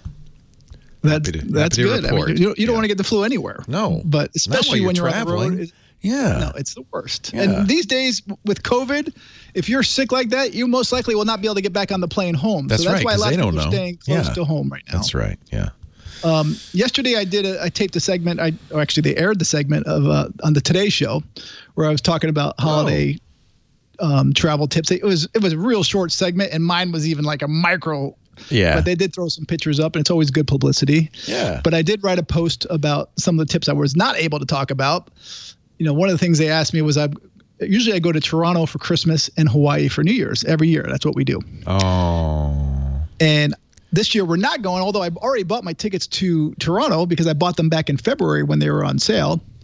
And so that's one of my tips is always set your fare alerts, which I'll talk about next week because I'm writing a post on which sites because some of them are gone now, like YAPTA, which is shocking. But if you did buy a ticket like I did, don't cancel it if you're not going to go. Like we're most likely not going unless something drastically happens. But do not cancel your flight until wait to see if they cancel it. Wait till the last minute, or at least a few hours before. And if they cancel it, then you'll get your money back in a full refund. Otherwise, they're going to give you a credit, usually for 1 or 2 years. So keep that in mind. There's so many things. Also, Southwest Airlines this week extended the middle seat till November 30th through Thanksgiving. Delta is January 6th. So, and I wrote a post on that as well. I saw some cruise lines are spreading it out now until later in the, not even this year, early 2021 or later. Most are going to go in the spring. There are some going now, not in the U.S., but I wouldn't really want overseas. To. Yeah. Well, actually, small ships are going. My sister's going next week. Actually, this week in Maine on one of the schooners. So if it's a small ship, I think there's 12 people or something like that. So 12 people. That's a little safer. Those are the kind of cruises that are going on right now. And actually, I should have that website. I'll look for it for next week, and I'll let you know how she liked it.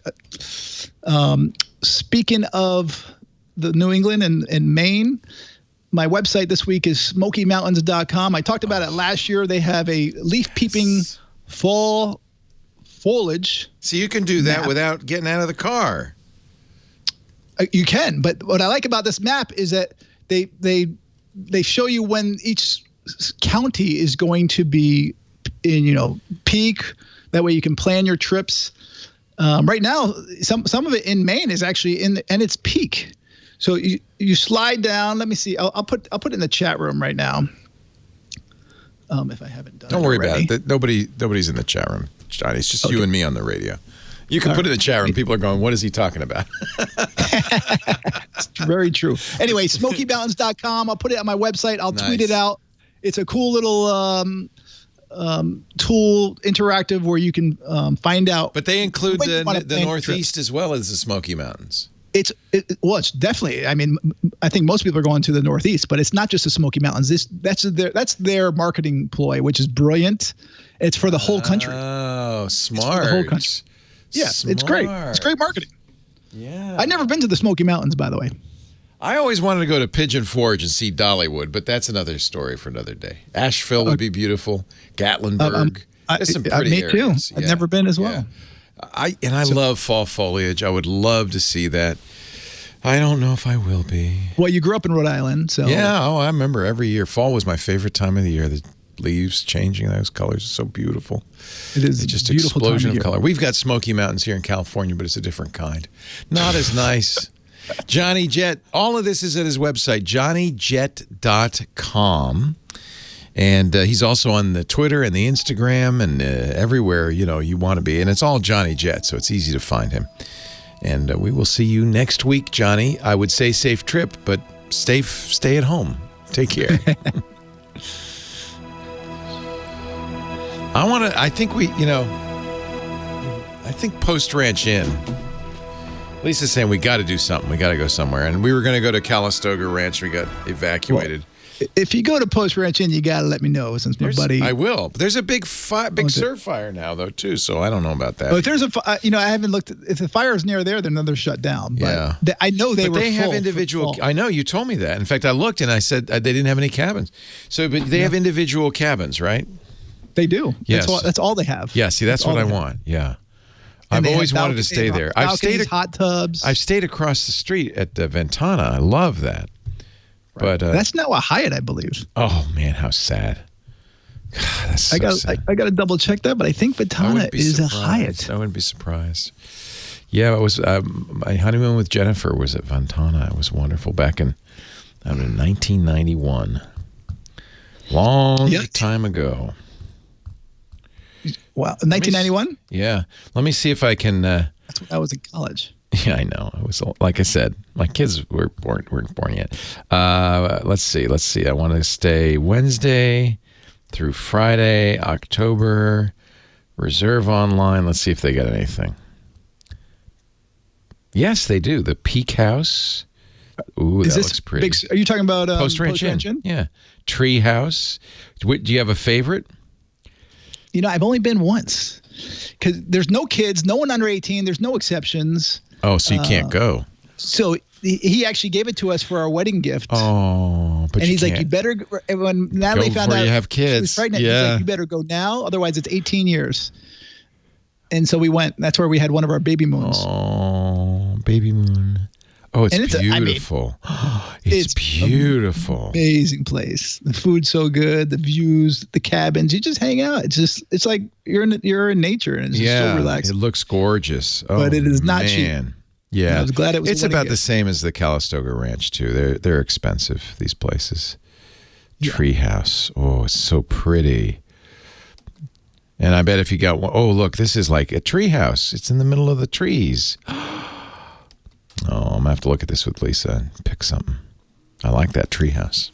Please email me if you decide. I will let you know. I don't want to get I don't want any special treatment. I'll let you know. No, but I want you to meet him. I'd like to meet him. Yeah. I mean, almost every celebrity has stayed there. I mean, every time you pick up. My wife reads these, whatever you call those, like People magazine, things like that, and they show like every celebrity, big time, like Leo. Oh yeah, it's the same with Calistoga Ranch. Because you know why celebrities like that privacy. If you're in the cabin, you're private, right? Totally. You don't have to walk down the hall and say hi. Yeah. And it's always voted one of the best hotels in the world, not just the country. Oh, nice.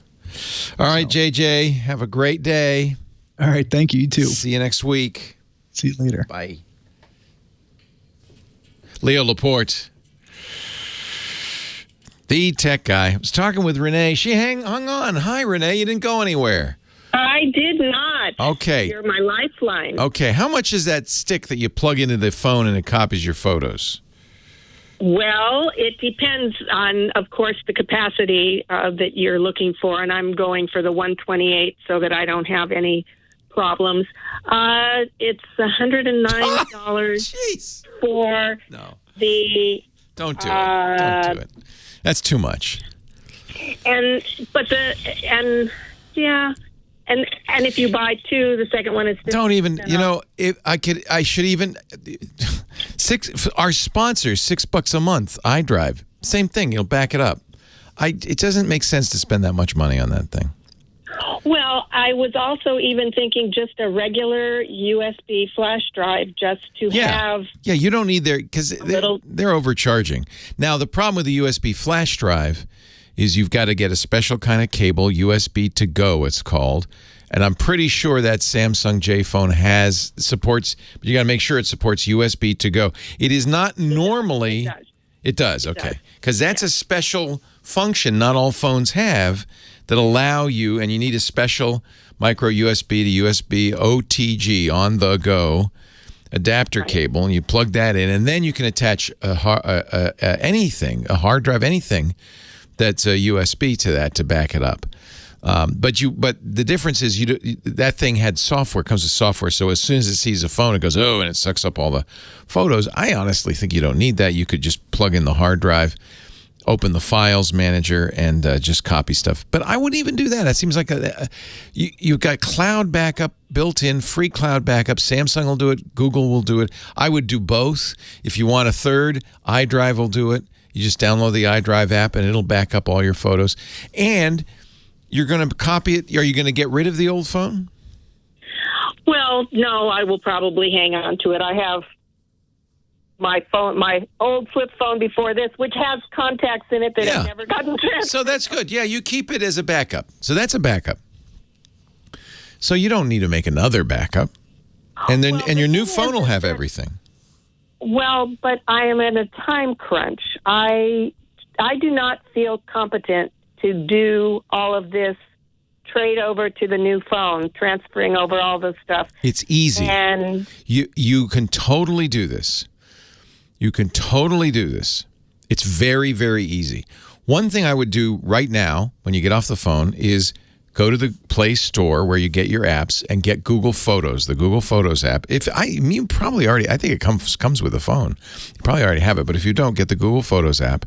When you put it on there, it'll say, okay, which Google... I don't think I have room for any more apps. I mean, I literally am bumping right up. The thing says dangerously low on space. Yeah. I have out of the 16 gigs, I have used. No, I'm not surprised. That's not much. 15.5. Yeah, you'll be able to get the Google Photos on there. And then the nice thing about that is once it's on there, you open it up, you'll say which Google account you're on. It will start backing up immediately. Once it's done, you can actually press a button in Google Photos that says delete any photos that are already backed up on Google Photos, and you'll reclaim some of that space. But I'm reluctant to do that until I have an actual physical little gadget that is storing them that I can go plug in somewhere else and retrieve it. Okay, then go ahead and buy it. I apparently can't talk you out of it, so go ahead and do it. It's only $100. Well, the one that I just recently found, the Album Saver, I'm on their site. These guys are total scammers. They are charging you $109 for a $5 part. That's another thing. If I were just to use a regular USB flash drive, I want to be sure that the photos are in the same quality. I don't want them compressed or downgraded. No, it won't do anything to them. But go ahead and get the Album Saver. Seems like a good idea. Well, I sense the sarcasm. Yeah, no, I can't stop you. And it's, if it makes... No, I'm not being sarcastic. If it makes you feel better, go ahead and do it. But I can't even do it. I am on their site. I have chosen the one that's for the phone. I have put in the quantity, and it does not advance to any other... Yeah, there's a lot of what we call... In the business, we call this stuff dark patterns. Web designers use these dark patterns. For instance, when I first got there, it popped up a thing saying, checking to see if the discount is still available. And it had a little progress bar. That's all BS. It doesn't need to do any of that. That's a dark pattern to convince you to buy. All of this is to convince you to buy. There's a big button that says, check availability now, like it's not available. Oh, I promise you, it's available. Keep going. Yeah. Only one or two screens further. Yeah. Okay, order now, Hey, look, it was $160. Now it's only slightly a ripoff at $80. Wait a minute. If I act now, I'll get 60% off Album Saver. What am I buying? Additional special add-on price, $32. Talk about dark patterns. I don't even know what I'm getting. They're just adding $32 for nothing. I don't understand. Act now. Oh, I get one more. Oh, you get two for that price. No, I don't want to. This is what all the home shopping people do. Okay, now check out. How about the Android? How? Well, now, do you want another one for $32? No, I already said no. Well, maybe you'd like a premium storage case. It's only $7. No. Now pay with card. Well, I'm not getting any of those things that you're getting. You can pay with Amazon Pay, PayPal, Shop Pay, or Google Pay. You're not getting to that point, huh? Sometimes with mobile browsers, they don't work as well with sites like this. Well, that was or the good Lord is trying to send you a message, Renee. He's looking down on you saying, Renee, don't buy this Album Saver. Well, how about Photo Keeper? No, it's the same thing. Picture Keeper. It's probably the same company. That is an established brand. It's been on QVC. And that proves it. You know how you get on QVC? You give QVC money. Why? It's the largest phone backup. Shop now. Save up to 32 phones. At least they didn't do the, let's check and see if the discount is a little more expensive. Holy cow. Wait a minute. They're charging me $119 for a 16-gigabyte card. This is aimed at the unsophisticated, I'm sorry to say. Well, that would be me. That 16-gigabyte thumb drive you could get in a box of cereal for free. No, the one I'm looking for is I understand. 128 Wait a minute. 128 gigs is $219 on Picture Keeper. Shocking. This is shocking. It costs them $5. I'm sitting here in my pocket with a 2-gigabyte thumb drive that cost me $60. 2 gigabytes. That's 8 times 2, 16 times more storage. So maybe their software is that good. I don't know. Honestly, you can do it if it makes you feel better. I'm not trying to talk you out of it, because if it makes you feel better, that's worth $100. But and you could even buy a USB card.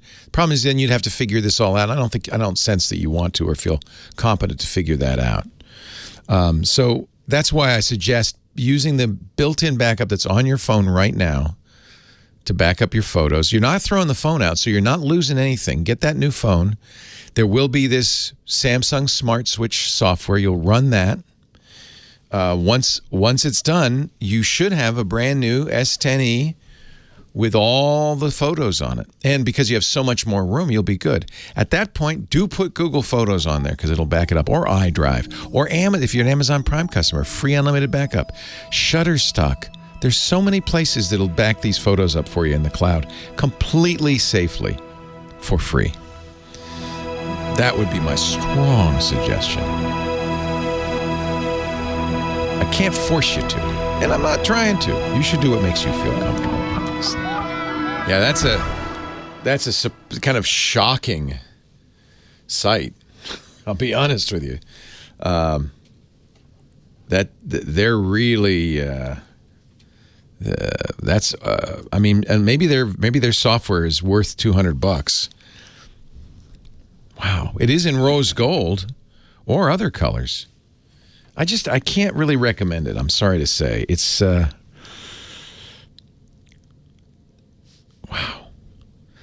Easy, no-fuss backup. While other backup systems are convoluted procedures, backing up with PictureKeeper Connect is simplicity itself. Once connected, simply launch the PictureKeeper Connect app. Oh, you see, you have to put their app on there. And select Start Backup. The app will back up all photos, videos, and contacts on the initial backup. Only save new files with every new backup. No duplicated files. Seamlessly track files on multiple PictureKeeper Connect drives. So you still have to install something on your phone for this, I should point out.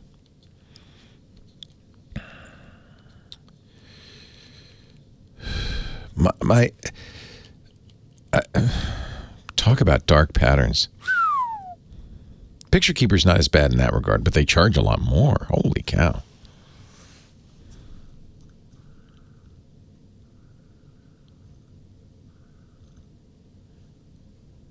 The one advantage, because she doesn't have an internet connection, she's doing it all on the mobile device. I have to say that is one compelling argument for this, because without Wi-Fi, cell backup of all your photos might take a while. Well, she only has 16 gigs total phone, so maybe not.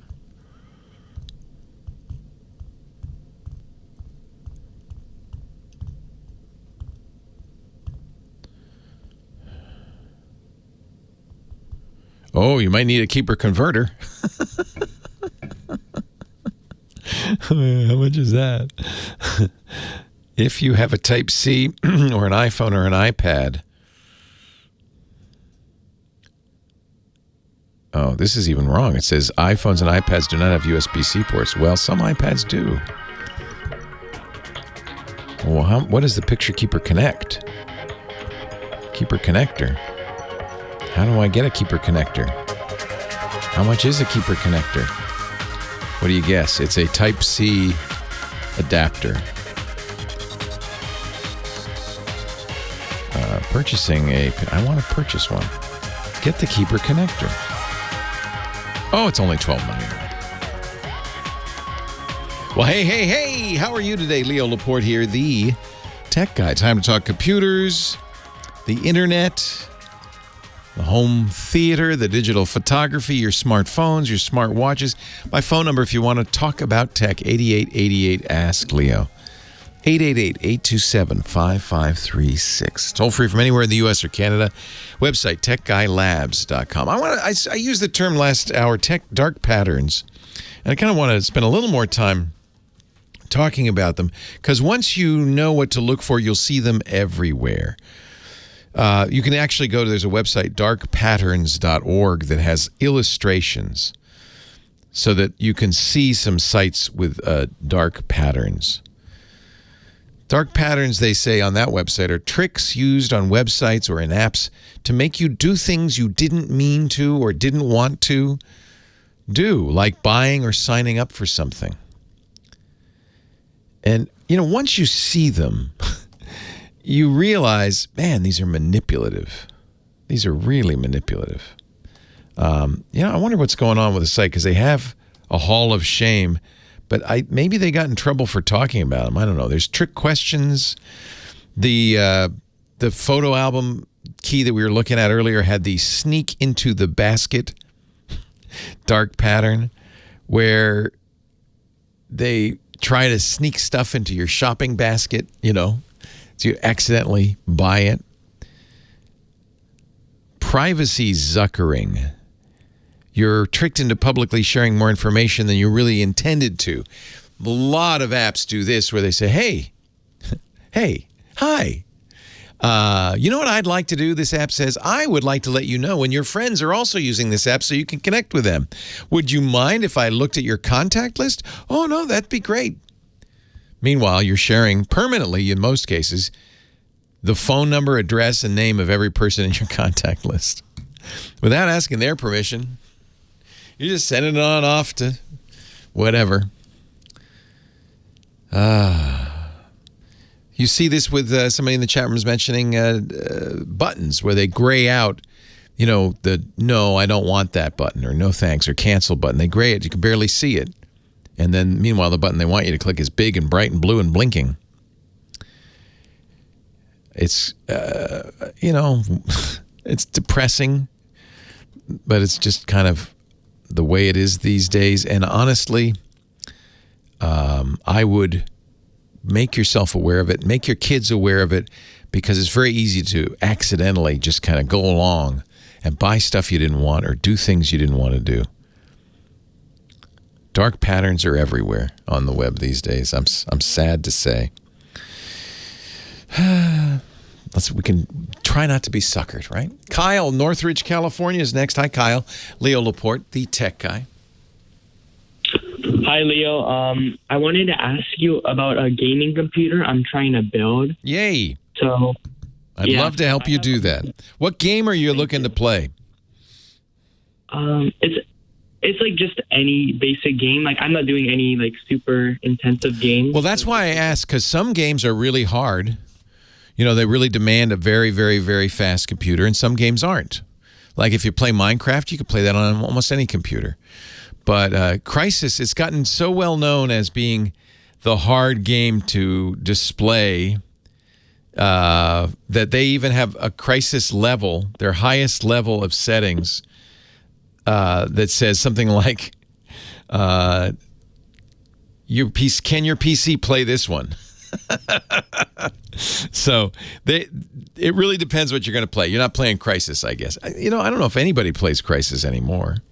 It's an older game now, but it certainly was a challenging game. In fact, they have an 8K version coming, an 8K version of Crysis. So you say kind of medium difficulty games? Yeah, medium range. Just nothing too intensive. Yeah. Although I also have to point out that sometimes you're going along playing a game you don't think is going to be that challenging, and you can't get decent frame rates. That's what, by the way, if you don't have enough horsepower, the game will in most cases still play, but you won't be able to use the highest visual settings. You won't be able to use the higher resolutions. You won't be able to have anti-aliasing. Shadows won't be as well done. The distance views won't be as effective. And the worst thing, all of that you can put up with, it's not visually as appealing. Yeah. But the worst thing is a low frame rate, and that can be bad. You want to get at least 30 to 50 frames a second. Otherwise, the game won't seem smooth. Any slower than that, it'll be jittery. So That's what we're talking about. What are you playing these days? I haven't really started playing, but I just need like a decent computer. Like I'm fine with like the lower graphic settings, like medium graphic settings. Okay. Like Flight Simulator wouldn't be really very, the new Microsoft Flight Simulator wouldn't really be very satisfying with a computer that didn't have some oomph, because you just want it to be smooth. You want it to look out the window and be able to see. It should look as good as the pictures and the videos that you see on the internet. And so you might be disappointed. So let me tell you, first of all, what I tell everybody is building their own computer. Here's the disclaimer part. We used to do this all the time. I've built many computers. There is very little advantage to be gained at this point building your own computer. You're not going to save money. What you're going to get is an education. Because if you went out and you bought a gaming computer from Dell or Alienware, their gaming brand, and something went wrong, you would know who to call. You'd call Dell. But if you build your own computer with parts from a variety of different manufacturers and it doesn't work, who are you going to call? You. So that's why it's educational. Suddenly, you're doing your own support. You have to figure it out. I don't think that's a bad thing to do. But don't do it to save money. Don't do it because it's more convenient. It's not super hard, honestly. So, but the education comes in picking the parts, making sure they're compatible, assembling them properly, not short-circuiting something or putting in something upside down or backwards. And then there's a certain amount of satisfaction. Just like, when you build an piece of IKEA furniture, there's a certain amount of satisfaction. I did that. I built that myself. And of course, and then you can go on Reddit and post a picture of your glowy fans and your, lighted case and all of that stuff. Do you want to do that? Is that what you're looking to do? Or you just want to build a basic computer because you want to learn? Yeah. Basically that. Yeah. So I would start at a website called PC Perspective. It's PCPER.com. And I always refer people who want to build computers to this. They have on their front page a hardware leaderboard. So this is a site, an enthusiast site where they review, and you've seen them. There's lots of these where they review all the latest motherboards and chips and graphics cards and all that stuff, all the components that you would use to build a computer. And so they've put together 4 different builds based on what they've known, what they've learned from their reviews. They have a low-end system that's about $500, a mid-range system that's just under $1,000, a high-end system that's $1,500. By the way, this does not include mouse, monitor, keyboard, peripherals, stuff like that. And then their dream system, which is a dream because it's almost $4,000. So I always look there to see, because they're reviewing all the latest stuff, what they recommend. For instance, on all 4 of these systems, they are now recommending AMD Ryzen chips, which is a big shift from the days when it was Intel or nothing, right? You're going to get more bang for your buck out of a Ryzen. And the reason you start with the processor is because that'll tell you what motherboard to get, and that will tell you what other things you can add to the computer. What's your budget? About like $600. Okay, good. I would take a look at their low-end system. You have a little headroom, so you can maybe improve some things. For their low-end system, they recommend a Ryzen 3. That's a $100 CPU with a gigabyte motherboard and a Radeon RX 570 video card. I would suggest at least 16 gigs of RAM. You don't need to get much more than that. They're using SSDs, and an SSD that I'm quite fond of, which is the Samsung 970 EVO, the Evo. And they'll talk about case and power supply and some of the other things you'll have to figure out. The nice thing about this is all these things work well together, so you don't have to do any guessing. So I'd start there and look at that. Are there any other specific things you wanted to know about? I think that covered it, just basically how to build the computer. Yeah. It's kind of like Legos, honestly, nowadays. Everything fits into everything else. There's no difficulty. You're not going to be bending any metal or anything like that.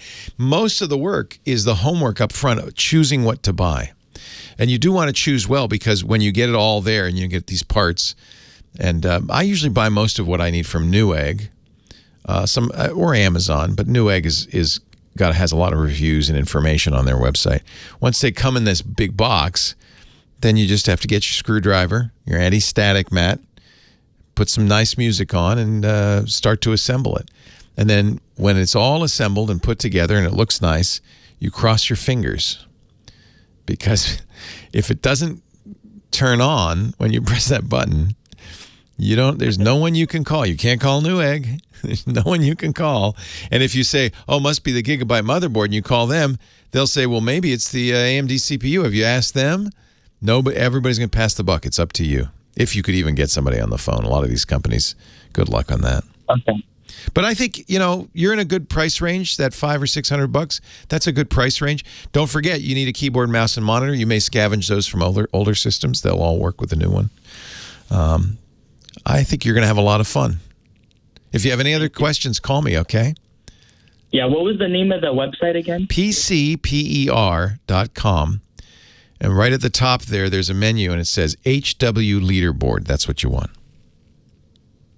Okay, that's a good place to start anyway. Do some basic research. And then, you want to go to the sites where enthusiasts hang out. PC Perspective is one. Tom's Hardware, a non-tech. The enthusiast sites, or even Reddit, and go into the PC, build your own PC subreddits. That's a good place to ask questions. If something doesn't work, to say, hey, here's what's happening. There's a lot of people out there who will help you because it's a fun thing to do. It's an enthusiast project. The computing has gone from, it's kind of, I guess the best analogy, maybe the early days of hi-fi, of stereo in the 50s and 60s, where the enthusiasts were the ones putting together these hi-fis, and there was it was kind of a clubby atmosphere. And then after a while, people just bought a whole thing already and done, and the enthusiasts became a kind of a subculture, a niche. And I think that's the same in PC worlds, and mostly it's gamers actually. So you're in good company there. Mostly that's who's building their own PCs these days. Good luck. Have fun. I think it's certainly, especially if you're young, it's a worthwhile. As I said, built more than my share of PCs. I've even made some videos. I'm looking at one of my old videos from, that must have been the 90s, how to build your own PC. But I think those days are pretty much gone. You can get a very good ready-made PC at a better price than you'll be able to get, because they buy the parts by the hundreds. PC prices have tumbled so much. For most of us, you don't need to build it. Leo Laporte, the tech guy. That's right. 8888. Ask Leo. We'll be getting a little more disco in just a bit. Dick DeBartolo, Mad Magazine's maddest writer, will join us in about 20 minutes. I'm sorry. I got your hopes up and everything, didn't I? Patrick on the line, Fallbrook, California. Hello, Patrick. Ooh, what happened? Are you there? Are you muted? I heard just a little whoop. Patrick? Yeah, I'm right here. Oh, there we go. Welcome. Welcome. Thank you. Yeah, I just want to say, first of all, I'm not on a random website, and I do not have a credit card in my hand at the moment. Right on, Daddy-O. Nice job. Nice job. Don't get fooled by those dark patterns. No, not at all. What can I do to help you, though? Oh, yeah. So I called a few weeks ago regarding my iMac, and I'm putting an SSD inside of there. And I have done that part, and I'm looking to put Linux on there. Nice. And I have a couple of questions for you related to Linux and printing and audio. Okay. First of all, I have a sponsor alert. I have a Epson Workforce printer. Excellent. And I'd like to put that on there and see if they have some drivers on their website, but I'm not. They do. I've used my Epson. How it's going to work? No, it'll work fine. And so forth. You won't get the drivers in many. So this is the first thing to understand. And actually, I should explain to people who are saying, "What is he doing?" Linux is an open source, free operating system. It's been around since the early '90s. It is really a good alternative to Mac OS or Windows. It's free, and its development is almost entirely driven by enthusiasts and volunteers. And they've done a really excellent job over the years. But that means often drivers for specific PC hardware are not available from the manufacturer. Not all manufacturers support Linux. I don't remember if Epson does or not. A lot of printer manufacturers don't have Linux drivers. But that is no cause for concern, because there is an open source driver system called CUPS, C-U-P-S, that supports pretty much every printer under the sun. And enthusiasts, people who own those printers, have written the drivers for it, and they work fine. So I can tell you can print just fine to an Epson from Linux. You won't have any trouble. So don't worry about that. You may need to I have to say what's happened with Linux over the last 5 years is it's become more and more friendly to the general user. It used to be really quite an enthusiast's operating system, but I would say now it is probably as easy to use as Windows, maybe even a little bit more reliable. So I don't know if Epson apparently does offer Linux drivers on some of their printers. They have a page, Linux support for Epson products. So you can actually, wow, good for you, Epson. I want to pat them on the back because that's unusual, especially in the printer world. Frankly, a lot of printers don't even support the latest versions of Windows. They just give up. Yeah, Workforce has a Linux driver. Isn't that nice? So that's nice. Yeah. Now, this cups you mentioned, let me ask you, is that going to work for the scanner part of the printer as well? Or? It may, yeah. Remember, especially if it's older hardware, if there are people using it, somebody will have written a Linux driver for it. So unless you have really obscure hardware or it's really, really new, it's very likely there'll be support. You never know, and that's why before you install Linux, you might want to do some research on particular devices. Just Google the name of that device in Linux. That'll give you a very good idea of what you can do. And there's also, I would suggest reading up. There are many articles on installing Linux on a Mac. It's a little more difficult with a Mac because Apple has a lot of proprietary hardware. Most PCs installing Linux is trivial. Linux.org in their forums has a long post on installing Linux on a Mac. Sometimes there are issues with specific Mac hardware, maybe the audio drivers, maybe because Apple does their own thing in a lot of cases. Although I have to say, most of the recent Macs are basically PCs. They use pretty generic hardware. The newer Macs, the Apple Silicon, that may not be the case. Leo Laporte, the tech guy.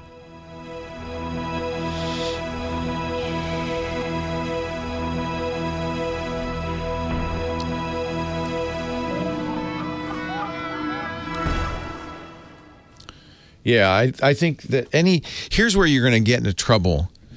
If they've got a T1 or T2 chip, or if it's running Apple Silicon, I guess you could just say generically, if it's running Apple Silicon of any kind, which is either as the main CPU and something new coming down the pipe, or the current Apple with the T1 and T2, that may be tricky. For instance, my iMac Pro, which has a T2 chip in it, it uses that T2 chip for the secure enclave, but it also uses it to run the SSD. It doesn't actually have an SSD. They just have solid state chips. And the drive controller is in software using the T2 chip. That's going to be pretty hard for Linux to work on. So I'm going to guess if I were to put Linux on my iMac Pro, I wouldn't be able to use the internal hard drive.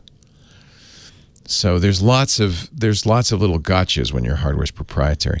That's why generally for Linux, I almost always buy a PC. I'll buy a Lenovo or a Dell. Dell's good because they actually have a project to sell. They sell PCs with Linux. Lenovo has just started selling Fedora Linux on Dell sells Ubuntu. So PCs generally are going to work just fine. Apple's maybe a little proprietary. Leo Laporte, I am deep in a trance. 8888 Ask Leo. That's the phone number. On we go with the show. Line 3, Lee in Menifee, California. Hello, Lee. Hey, aren't you great? Thank you for answering. I've got 3 quickie questions, 1 comment, and a big question, okay? Okay. And first of all, my comment on the Ventata Inns, oh my gosh, you were making memories come back. Oh. We wanted to go to the Ranch Post. I want to tell you, it is not like anything else. This is in 2005. I had a Lexus RX 330, and we go driving through the parking lot there as much as you can get into. You're talking about I should explain, the Post Ranch Inn in Big Sur. Yeah, the Post Ranch. And this was an off-air conversation I was having with Johnny Jett because his friend owns it. And I was just saying, I want to go there, Johnny. So No. His friend owns it? Yeah. Oh, okay. Well, just let me tell you my experience. It's very slight. All right. I had an RX 330. Anyway, you go through, you drive in, and all of their attendants who wait on the people, there's like 9 RX 330s lined up. It was like $1,100 a night. Yes, it's very expensive. In 2005. But you have a view to die for, don't you? Oh no! You understand? You're so that's beautiful. No, it was fun listening to you because it's gorgeous and unmatchable. You got big cert. Okay, here's my. We haven't traveled anywhere in so long. In fact, I ate at my first restaurant this week, and I was it was nervous. We were outside, everything was safe, but it was one of our favorite restaurants in town. I just wanted to support them, and so we haven't been anywhere. So I thought, well, I'm probably saved enough money. Over the last 6 months, I could take my wife somewhere nice for a couple of nights. So maybe we'll do that. I know exactly what you mean. We're all getting really weird. Yes. Yes. That's okay. We can do this. You know what? I have to say, I'm at the point now, 6 months in, where I'm thinking, yeah, I guess we can do this. I guess it's going to be all right. You were sewing masks. You're excellent. Great. Yes, I sew my own masks. It's teaching us to go to the basics and be preppers. Why not? Why not? Right. Exactly. I like it. Okay, it's you're going good to see for how us. old-fashioned I am. I'm going to get to my questions because I don't want to keep you on the phone because I treasure your flexibility. You're so fluid. Oh, I have to compliment your chat room. Those guys are really hot. Are you in there? Wonderful. Aren't they great? No, not now. I have been in there, and they've helped me. Nice. Okay? Now, Thank you. Here's my... Thank you, chat. Oh, no. No, they're all really, they're great. They're funny, and they're great. Okay, here's my really 3 quick questions. These go quick, okay, because I get to the big one. I'll tell you the big one first so you can know what it is. Always start with the big one, and then the little one will be easy. Yeah. Okay. In 2011, I bought my Dell computer, Windows 7 Home Premium Dual Processor, okay? And I live in MS Office Home Student 2010. Okay. And whenever they weren't going to update it anymore, I disconnected from the internet. Okay? Oh, wow. You said, that's it. You're not touching my computer. No. I am oh gosh. Well, I'm one of those really particular ones. Okay. Good. Got it. Okay. And I mean, I am an amateur genealogist. Okay. In the Daughters of the American Revolution. Oh, wow. Yeah, researches, but it's for my family. That's all that matters to me. And I have about 30 PowerPoint presentations, and I make these into memory books, or maybe one is 75 pages. Oh, how fun. No, I know. But that's hard if you're not online. How do you do that? I mean, when you go, nowadays, you have to get online to go to the LDS library, or, don't you? No. I did everything private. I went to the centers. You actually went to Salt Lake City or one of the Mormon centers to do it. Wow. No, the one in Orange. The one in Orange. Wow. Okay. Yeah, no. Okay. Nowadays, though, here we are 9 years later. Nowadays, a lot of people just, go online and do this kind of research. No, I know they do, but I don't. I'm real, okay. You're old school. I got it. Hello.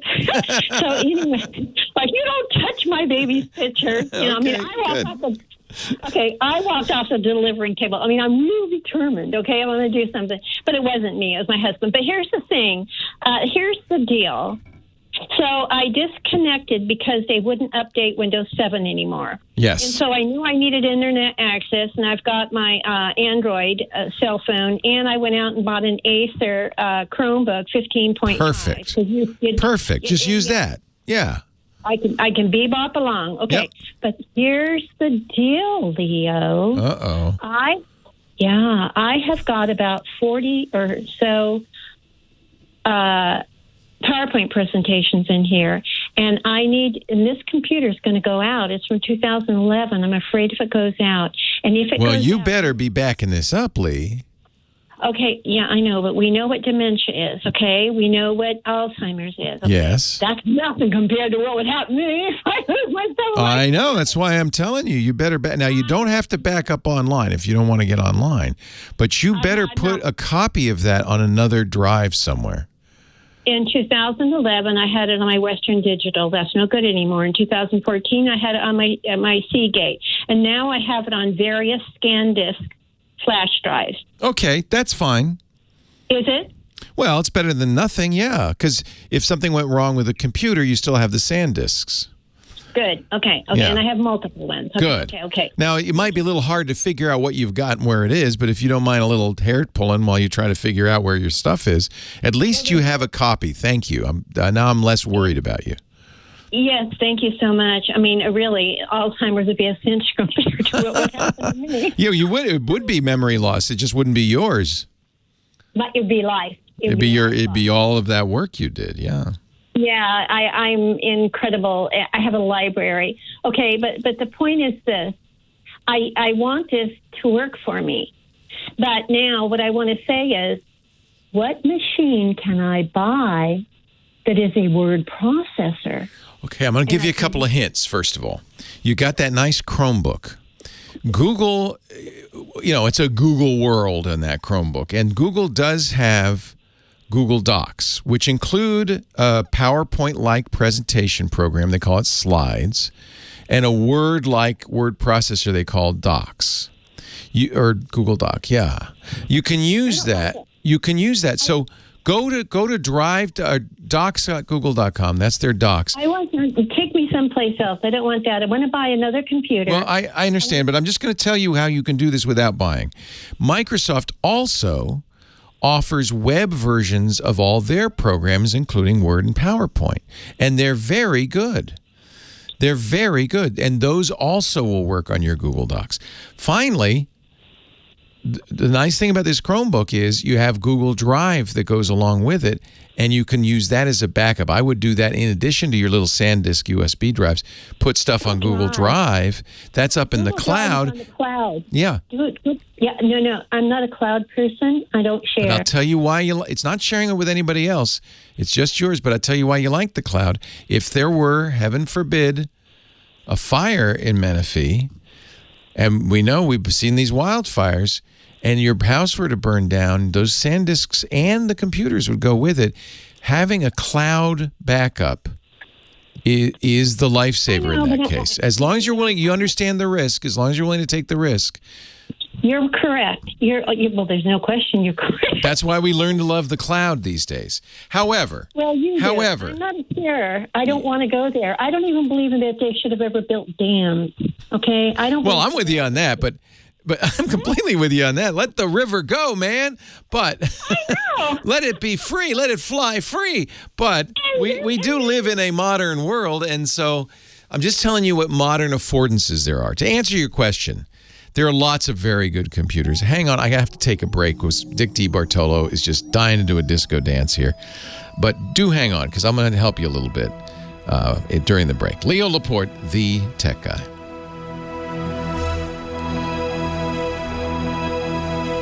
Okay.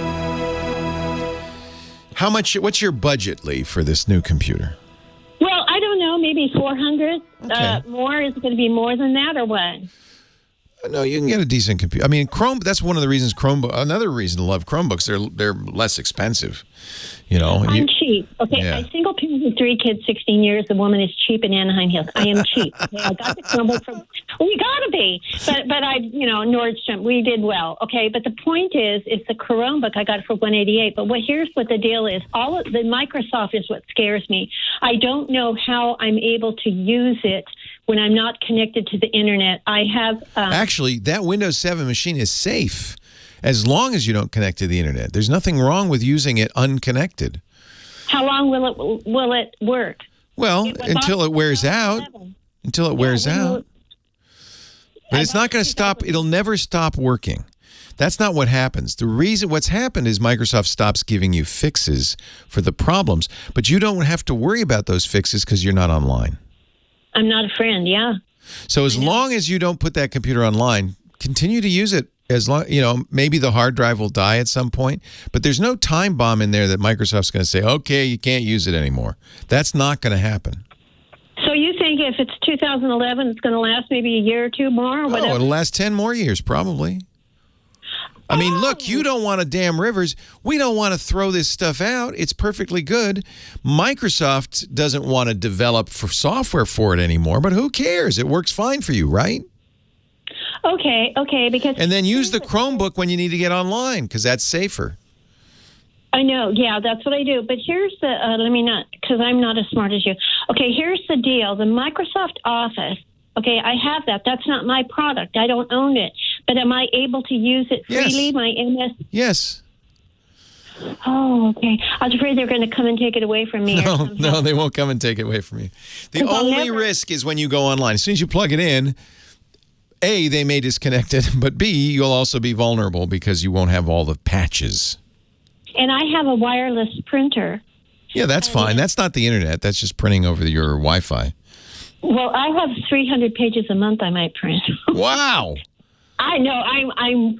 Trust me, Leo. Forget the dams. You're tearing down trees like right and left.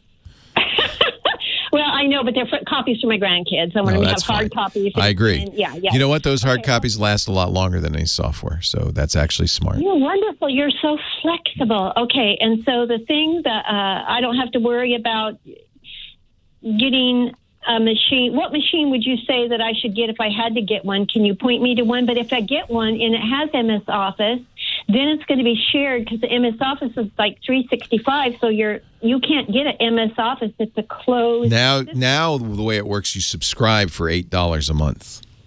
Yeah, that's an open system. That's what they want you to do. So I would look at a Lenovo Idea book or Idea Pad. Those are under $500, and I think they're very nice. I know. It's IBM, isn't it? It used to be. It's now a Chinese company called Lenovo. They bought the ThinkPad line from IBM. But I think the Idea Pads are very nice. There are not a lot of computers under $500 I would be thrilled about, but I think they do a very good job. And does this have Microsoft Office on it? No, you have to buy that separately. You buy it separately, but when you buy it separately, you're subscribing, or do you own You can buy a perpetual license box. It's expensive. Okay, but it's going to be more than $500. It's going to be like $800. Every time I can never access another Microsoft Office again unless I'm subscribing. You can buy it. No, you can buy it outright like you used to, but it's extraordinarily expensive. Hey, I got to run because I hear disco music. And you know what happens when I use disco music? I start taking off my jacket. I start dancing across the floor. It's disco time with Mads Maddestrider and the Gizwiz. Dick DeBartolo. Hello, Dickie D. Leo, how you doing, pal? I am great. How are you? I'm doing good. Yes. I'm doing you a favor. Oh, please. You can keep your wallet in your pocket. Okay. And no credit cards this week. No. I know every time I come. You cost me money. By the time I finish talking, you go, okay, I got 6 of those. I know. I buy them by the dozen. They're cheaper by the dozen. Actually, that's not true. They're not. Okay. So in your behalf. Yes. I got an ad from iTech Deals. Yes. Of a box of tech. Oh, no. Worth $99.99. $99. And how much was that if you buy it? Just $19.99. Well, by my calculations, it's worth 5 times more, Dick. You are right. And if you go to my website, there's a picture that they sent. This is brimming. There are Beats over-the-ear headphone, Beats earbuds. There's a tablet there. I'm guessing this is not the box you got. No. Why, even any one of those would be worth $100. Yeah. So, but that's not what you got. No. I made a video what I got. I got the wireless light switch, which is the worst thing in the world. The gem cord wraps. I found them on eBay for $1. Did they put 100 of them in the box? No, just a pair of them. Oh, okay. So $2. Yeah. $2. I got an unmarked 3-foot HDMI cable, just in a plastic bag. Just an HDMI cable. It's amazing you got somebody's old cables, it sounds like. I got a wireless charger that I found on eBay. On eBay, it says fast charging. Yeah. But when you turn the wireless charger over, it says 5 volts at 1 amp. Oh, that's not fast charging. That's not as very slow fast and slow as it can go. Okay. So, was there anything worth anything in this box? Leo, actually, nothing that I could possibly use. But I love it that you got an HDMI cable. Like, what? You know what? If he added up the price of everything in the box, it comes to about $40. But it's nothing I want. You doubled your money. You got twice what you paid for it. Yeah, but some of the stuff is so dreadful I can't even use them as Did you think there would be? You knew you did this. No, you know what? Wanted to make a point. I always think it's worth $20 just to see for the laugh. How bad this can be. Yeah. So I was hoping there was going to be one of those picture things in it that woman was talking about. 128 gigabyte, $200. Yeah, exactly. Photo album. So now I have an audio cable with a flat end. This is crazy, Dick. You could, honestly, this makes me think you should start up a little business. Well, I did that for a while. You sold boxes of junk? Oh, yeah. Mystery grab bags?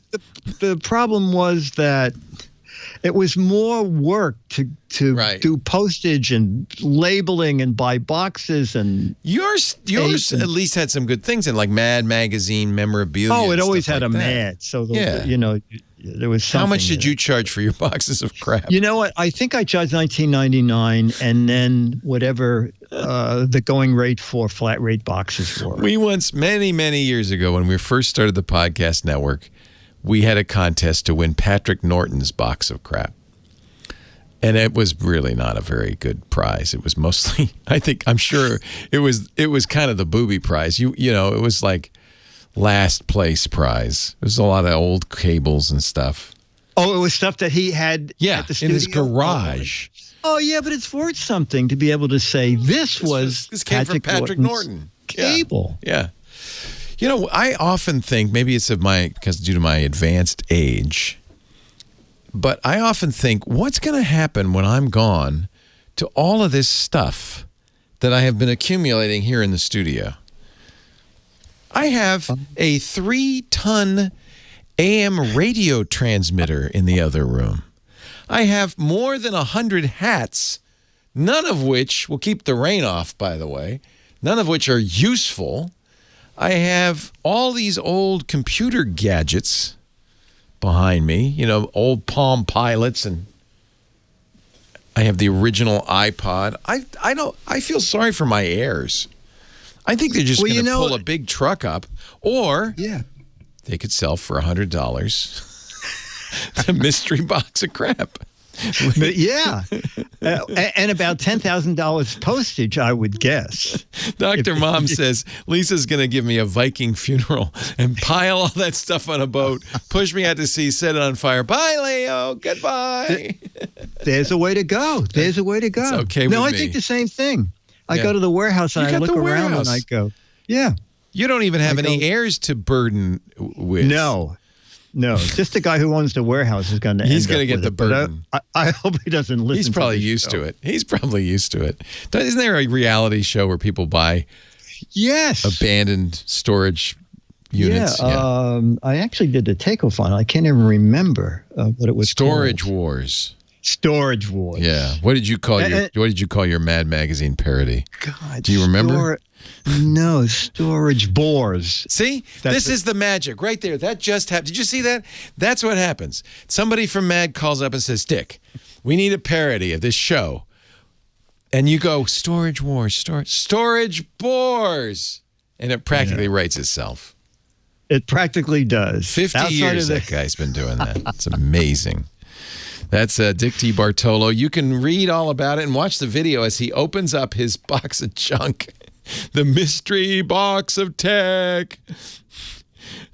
You'd have to be a sucker to buy that. Gizwiz.biz is the website. GIZWIZ.biz. Good, Dick. I am not tempted in the least. You're right. You were absolutely right. My wallet stayed closed.